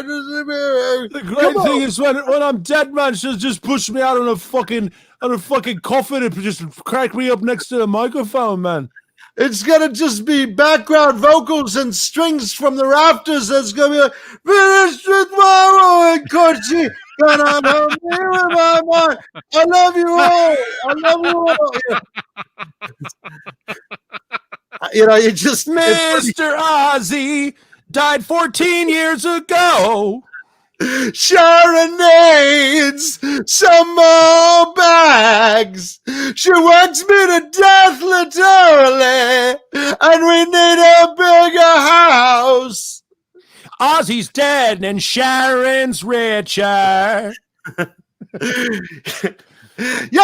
by the way, married and I'll never believe me. I saw the worms ate my eyes. Oh, gross. Yeah. How many times will they tell me those lies when I'm dying again? Out on the street, I'm working the corner because Sharon's pimped me out. Paid for a blowjob, but I've never done it before. She's putting things in my mouth. Voices are calling from behind the wall. I can see them through the glory hole. But a shot in my mouth so Sharon can have a new bag. A shot in my mouth. She's really such a nag.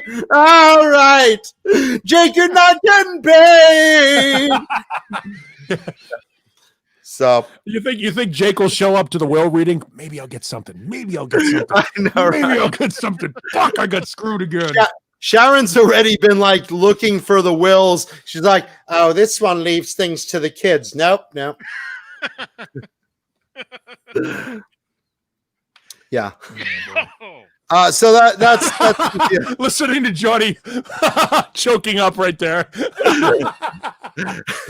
Oh, great. Ben Tom came up with a good one. Mr. Cashley, don't you know we need more dough? Mr. Cashley, Sharon won't let me go. Yeah. Anyway. So yeah, Ozzy, even at 75% recovering in pain, Sharon's got him still working the TV shows, and yeah, Ozzy has said though, because he recently said, talking with Tony Iommi, he says, I really do want all this virus stuff to be over so I can get back on the road. Even feeling like I do want to get back on the road. I do miss the touring. He probably just wants to get her away from Sharon, because then when the show's over, I could go to my hotel room and just sleep. When I'm here and the show's over, she has me writing more. So he's talking with Tony Iommi. He says, if this virus ever gets done with, I would love to go back on the road. Tony Iommi replies, honestly, I do not think that indoor tours will be in our future. I don't see it anymore. He says in about 2 years when this is all done, maybe certain outdoor things with guidelines, but he doesn't see, at least Tony Iommi doesn't see the typical indoor stadium shows that we are used to. Just an opinion from him to Ozzy, and they're discussing, so that was put out there. The ramifications of this and the ripple effects to the music industry are going to be going on for years. Absolutely. I mean, the idea, like, I got a hand job at a Killer Dwarf show. Like, literally, while the Killer Dwarfs are on stage, I'm standing in front. Are you sure it wasn't a blowjob from one of the dwarfs? Well, maybe. You really have to look down there. I'm standing in the crowd. I almost went into Trisha Takanawa voice. Diane, I'm standing in the crowd. I'm standing in the crowd in front of Tom Tucker. Now I'm Tom Tucker. Now to Asian reporter Trisha Takanawa. Tom, I'm standing at the floor in Narcissus while a Canadian band named Killer Dwarfs are on stage. Our friend Paul is standing in front of me. I've given him a reach around. It actually was kind of like that. I'm standing on, packed up against the stage at a bar called Narcissus in Kenmore Square in Boston, and Killer Dwarfs are on stage doing their thing, and they're fucking outstanding, by the way. Great band. Just a really, really good band. Again, another one of those bands that got fucking overshadowed by lesser bands. And there's a couple of hundred of us sort of packed up near the stage, and all of a sudden, this hand from the girl standing in front of me reaches behind, and this is what's happening. And during the show, those days are over. Yeah. Like the idea, like social distancing, don't get me wrong, it wasn't very cold that night, but even with social distancing, this doesn't have the same effect that this does. Yeah, definitely. And those days are over. The idea of being jammed into like a place like CBGB's, which obviously doesn't exist anymore, or I'll use the whiskey because it's still there for now. Sure. The idea of being jammed into a showcase to see, Seven Dust or whatever band you want to see in that bar with 1,500 other people, where you have to like weave your way through people to get to the bar to buy $9 Heinekens. Those, it could have been Lenny Lou. You never know. I wasn't asking any questions. Lenny comes out with a sniper zinger like Johnny would. But those days are over when you snake in through these jam-packed clubs to see these bands.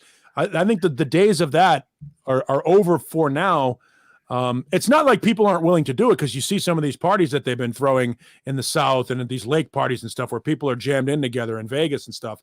But I think eventually the clubs are going to be restricted to the point where They can't fill the places to capacity. I mean, here in Arizona, the bars and restaurants are now limited to 50% of their licensed capacity. So even if the place can hold 1,000 people, they can only put 500 in there if they want. And those people aren't going to be jammed up against the stages anymore. They're going to have people that are like hall monitors telling people to separate. Like when you were at a dance in junior high school and you're trying to grab that girl's ass and the principal went over and went, separate, like a referee in a boxing match. That shit's happening now in the bars. That's the way the music industry is going, sadly. Yeah, and the principal was dancing with a young boy anyway, so who is he to talk? Yeah. By the way, if you haven't heard Killer Dwarfs and you're out there, listen to them. Great fucking band. Boner Jams, it happened in, I want to say 1988. 1988 at Narcissus in Boston. It was a great show, made better by the Handy. Yeah, of course. Thank you, Lindy Lou. Speaking of the Osbourne, Sharon Osbourne recently spoke on Ronnie James Dio. And basically she said when Ozzy was fired from Sabbath, she feels, and I'm quoting, Ozzy, that Ronnie was the wrong guy for that band. Hold on. Ozzy was bluesy and rock, and Ronnie James Dio was more rock opera. He brought a different vibe to the band. He said, sure, they had 2 hit albums and 2 great tours after that, but you know what? There were lots of infighting and lots of lineup changes in Black Sabbath after Ozzy left. And what I have to say to that, just my 2 cents, you know what? After Ozzy went off on his own, and kudos to him for getting Randy. After Randy died, there was a lot of infighting in Ozzy's bands. There was a lot of lineup changes in Ozzy's bands. I don't know, man. I think it's the pot calling the kettle black, And I love Dio, both with Sabbath and his solo career. I love Ozzy with Sabbath and his solo career. But, for Sharon to say, well, Ronnie was the wrong guy for that, not as good as Ozzy. I understand you're biased, but, look, Dio changed Rainbow, and a lot of other singers later on, Dio changed Sabbath, and a lot of other, people changed Sabbath as well. Same thing with Ozzy's band. Here's the deal, just to respond to what Sharon says, yes, Dio was much more rock, metal, operatic, gothic in his voice than Ozzy was. If you wanted another blues guy, well, you only had to wait to that 3rd album because Ian Gillan came into Black Sabbath and he was the wrong guy for the job. There's a guy who's a bluesy singer. Ian Gillan is a bluesy vocalist with a better range than Ozzy Osbourne at the time and didn't fit. It just didn't work. So the idea that a bluesy singer was what Black Sabbath needed, it couldn't have been more incorrect. I liked the Born Again record. I liked Gillan with Sabbath. I also liked Ray Gillan with Sabbath. Anytime they've had a bluesy singer, it hasn't really worked outside of Ozzy. And the only reason why it worked with Ozzy is because he was the first guy. He was the only guy that could do it that way, that chemistry. You can't create chemistry. You can't just take a great singer. This goes back to what I was saying about Robert Mason. You can't just take a great singer and plug him into a band and have it work. It doesn't work like that. You got to have chemistry. And there are those who believe that the 2 albums with Ronnie James Dio with Black Sabbath are every bit as good as, if not better than, half the catalog that they released with Ozzy. I guarantee. I'll say they're as good. I'll say they were different, but just as good. I would say that both Heaven and Hell and Mob Rules are superior to Never Say Die, infinitely superior to Never Say Die. I mean, I'm always going to look at Paranoid as the big album for me. I understand that. Yeah, I mean, Sabotage and Never Say Die are both spotty records, and I would say that Heaven and Hell and Mob Rules are better than both of those records. But that's an opinion thing. The point being, the stuff that Dio did with Sabbath is every bit as reverential, every bit as good, and every bit as seminal to the sound and the history of Black Sabbath. Those are the only 2 versions of Black Sabbath anybody acknowledges. Tony Martin was a great singer. Glenn Hughes was a great singer. Ray Gillan was a great singer. No one cares. None of those guys are even in the conversation. Great singers, but wrong guy for the job. There's Ozzy and Dio, and that's it in the Sabbath history that anybody gives a shit about. And both of them had tremendous solo careers. Yep. Sure, Ozzy went farther than Ronnie did, but you can say arguably that Ronnie with Dio and with and Rainbow. With Rainbow, thank you, and with also Heaven and Hell. No, what was the charity benefit? I'm having a brain fart here. Oh, the hearing aid. Star Hearing Aid. Thank you. Yeah. With all those, Ronnie made a huge impact, and obviously this. Ronnie did the devil horns and the whole 9 yards. The Maloik. I'm just saying, Sharon shouldn't throw stones at Ronnie because you know what? Ronnie had the same drama, or OZZY had the same drama that Ronnie did, as far as that goes. Yep. Much respect to both of them. Ronnie, they are so similar too, in far as the drama and stuff like that. I mean, obviously, Vivian Campbell is not quite to the level of Randy Rhoads, but Vivian has had a much longer career and is a fantastic guitar player in his own right. Doug Aldrich is every bit the guitar player Zakk Wylde is. He's just not as known. I mean, there's a lot of parallels in the OZZY Dio camp when you look at their careers and how they went, in and out through players and the ups and downs of their careers. Obviously, OZZY is significantly larger, but Dio's career is something that Don Dokken wishes he had. I mean, there's nothing, there's no mud to be slinged at Ronnie James Dio's career. He's done just fine. And his legacy is cemented. Yeah, and God bless OZZY. He's chugging along, even if Sharon's got a cattle prod up his ass to do it. He's banging stuff out. All right, look, last story, and then we got to go. This is about George Lynch and Lynch Mob. We talked last week, for those that were lucky enough to see last week's Lost episode, as it's being dubbed. Basically, George Lynch recently released for the 30th anniversary of the first Lynch Mob album, a Lynch Mob Wicked Sensation revisited version that was re-recorded, and it's been panned critically everywhere. Even Paul and I, as massive fans of George and all his work, we had to say, look, that ain't good. Well, with that said, George came out yesterday. Actually, or maybe early today. I didn't see. What's today? Is today the 4th or the 5th? 4th. Today. So it's today. At some point today, George basically came out and announced that Lynch Mob, as named Lynch Mob, will no longer be. He said, we already had years of problems promoting ourselves as Lynch Mob with the name. And then nowadays, in today's political climate, it's really a big thing. But then also he says, you know what? As a band, we've pretty much done what we're going to do. We bookended the album with this. This is where I want to stop Lynch Mob. We're wrapping it in a nice bow, bookend to bookend, and that's Lynch Mob. George is already on, get this, his 4th album this year. Thank you. His 4th album this year that George has recorded, including, including the new, KXM? KXM, yeah. KXM. Which is a band I wish was better than it is. And a few other projects, including one called, and this is what he's more excited about now, a project he's doing with Jeff Pilson called Heavy Hitters.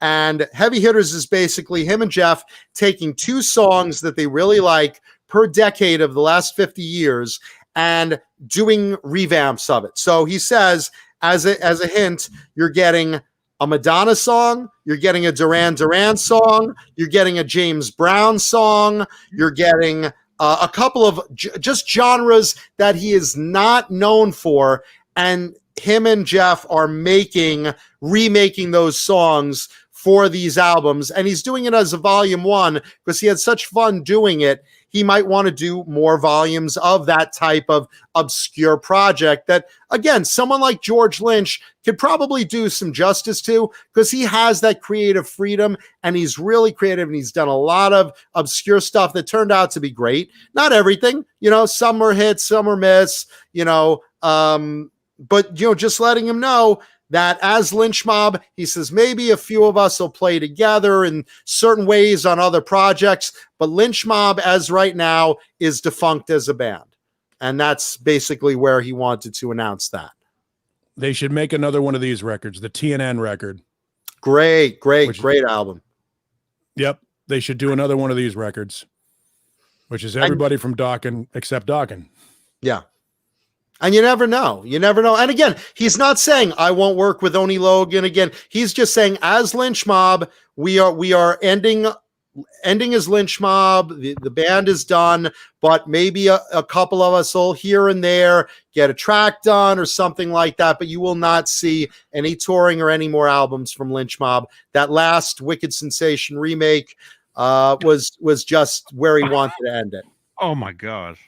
What? Probably a good way to go. Well, No, I not think that. I think it would have been a good way to go with something a little better. But again, I'm not going to criticize someone who's just every other project is amazing and every project is either hit or miss. Mom, is that you? No, That clearly Johnny Beane has tapped out of the program already and is paying attention to other things. No, I'm getting something ready. Somebody. Johnny's pants are down. He's pouring oil in his hand. He's like ready to go, ready to sign off. How do I do this? Cobra Kai, man, that's hilarious. Move that. Okay, we got an awesome, another awesome image for the beautiful the collection here. Oh, let's say. So there's a bunch of stuff that I would love to hear George Lynch do outside of Lynch Mob. I think Lynch Mob really lost its way after the second record. I mean, really, the first two albums are good, and then the rest of it is kind of eh. They're just, he spent a lot of time. He spent 20 years trying to recapture what he had. The first record with Only Logan was fantastic. The second record with Robert Mason is almost as good, and then he just sort of got lost. And he brought both those guys back a couple times, and just the inconsistency of that band. And again, there's a great example of a guy with a super amount of talent that just can't get a good decision. And he's a workaholic. George is literally the hardest working man in the music industry that I have ever seen. He's always looking to be on someone's album, to form another group, to try something new. And God bless him, because with all the mistakes comes amazing victories. Yeah, he's a really talented player. Oh, John! But by his own admission, he's a little bit on the prickly side, and if he doesn't like you, he's going to be difficult to work with. There's the ROI on an artist. Certain artists are they are what they are. But he also, and here's the good thing about George, among others, he also likes to go in the studio and work. He's not one of these guys. Yeah, George, we can meet in the studio one day. George is there with a book, a date book, saying, "Okay, on the 7th, how about 10 o'clock sharp?" And he's there. He takes it very seriously. Very, very seriously. Yeah, he takes it very seriously. And you got to admire his work ethic, because he does that because he wants to pump out product. And God bless him for that. Talent and a work ethic, you don't see that very often these days. And he's a legend, and a hell of a, like I said, I like him a lot. And I love the fact, again, he's a guy that's an inspiration to a guy like me, self-taught, doesn't read music, just, feels his way through it and has worked his way to become a phenomenal guitar player. There's a great example of maybe not being the most talented guy in the room, but outworking everybody. Absolutely. And because of that, I mean, look, he's not as talented a guitar player as Warren DeMartini. He's got 10 times Warren's work ethic. I'm going to say they're on an even field. I think Warren has more innate talent than George, but puts less effort into it because it comes more natural to him. George has to work harder at it, and that's why it brings out so much great to him. There are just some guys who have it. Warren DeMartini has it. I think they both have it. I think they both have it on an equal level, but I will say that George works harder. Nothing against Warren. Love his work.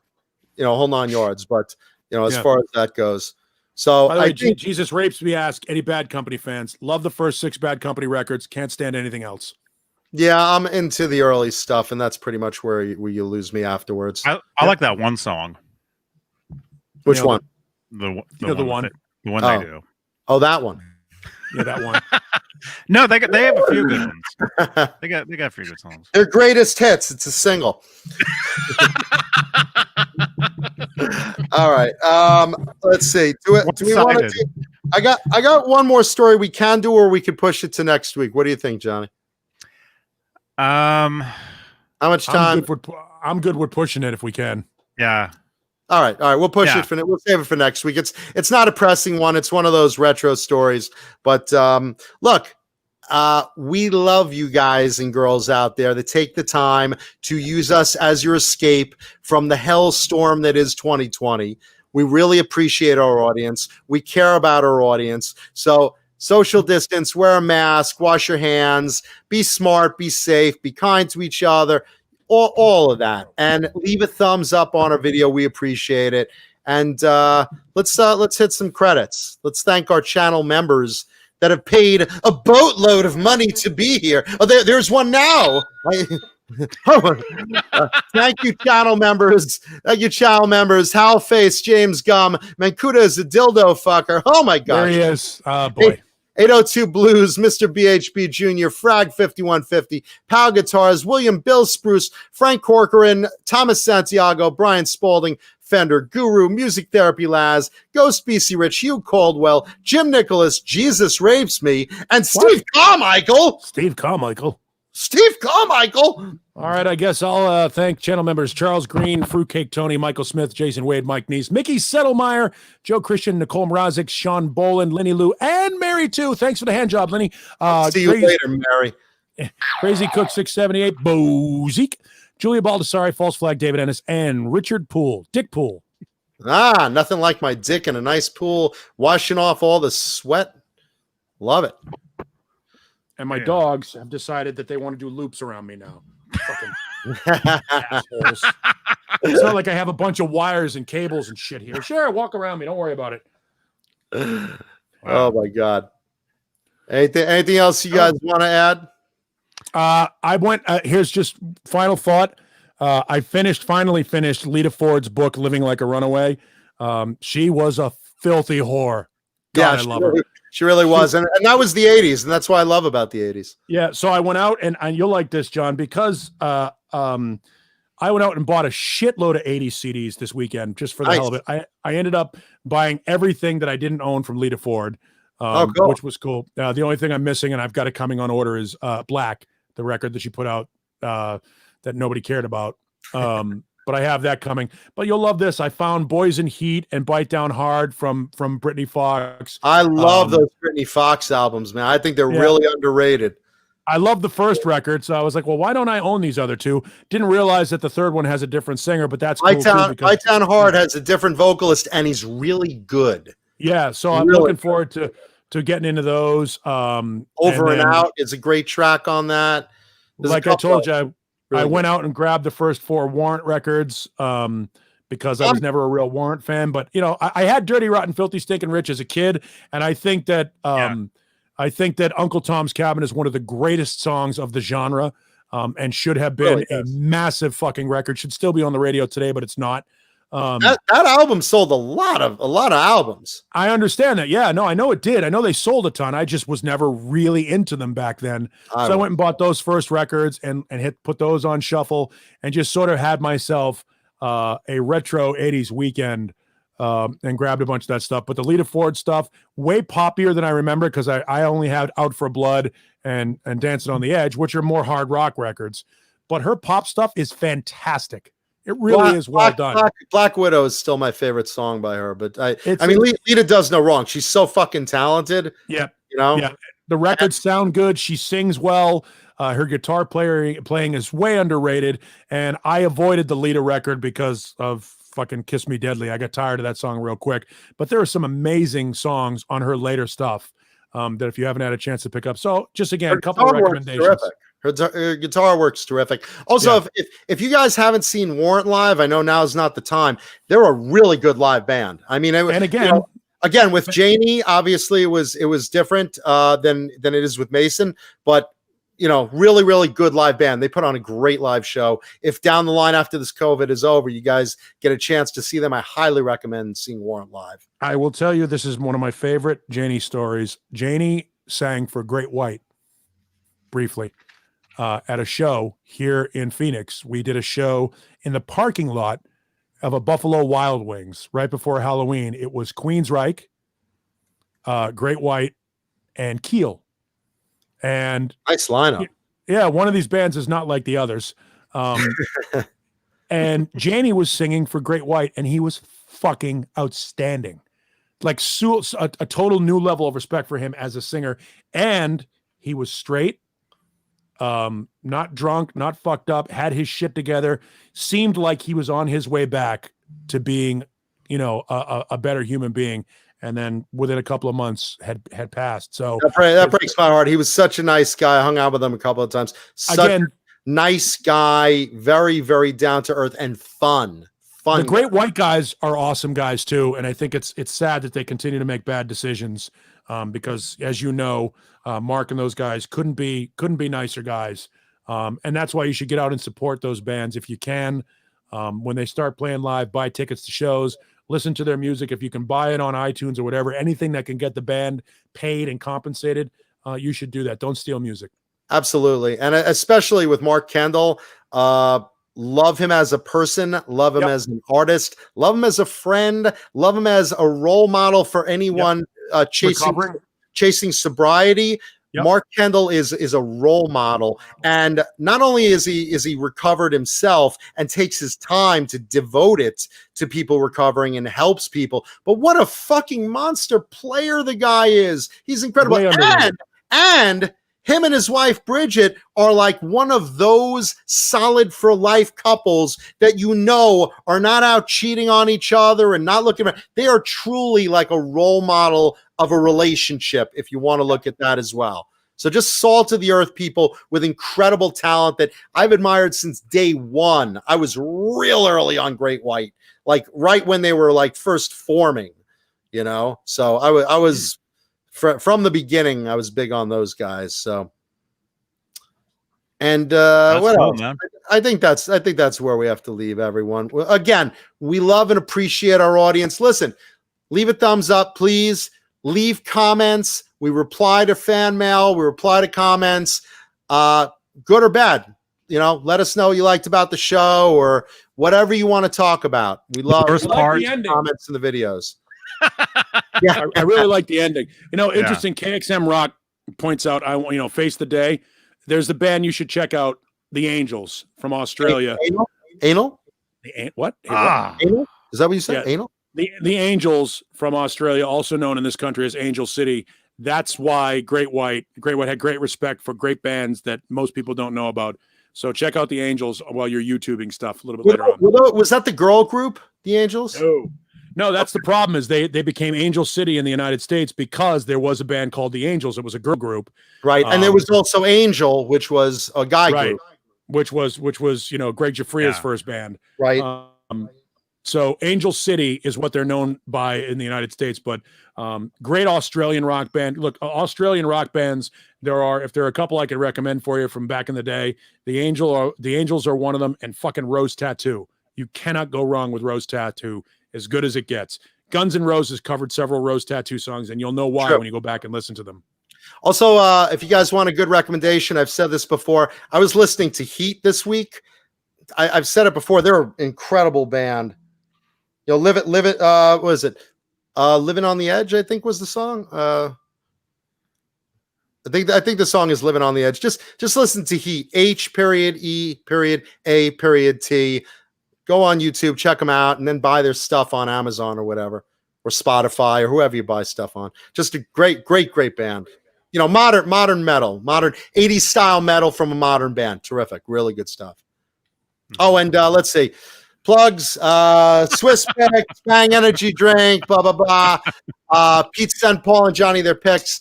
Watch Nez Says on Thursday. Come back here on Friday to watch Johnny and Jay. And, of course, John Biel and the gang with Saturday Night Live. And we will see you next Tuesday if you're unlucky. Yes. Hopefully my mom won't be sleeping with more service workers by then. We'll see. Love you all. Dry Heat 480. Dry Heat 480. I got your message. Definitely. Lenny Lou, thank you so much. Terry Atkinson. Living on the Run. Thank you, Mark Dillon. That's the Heat song. Living on the Run. Thank you. All right. Good night. Be safe, everyone. We love you. How do I do this? Is this your first rodeo?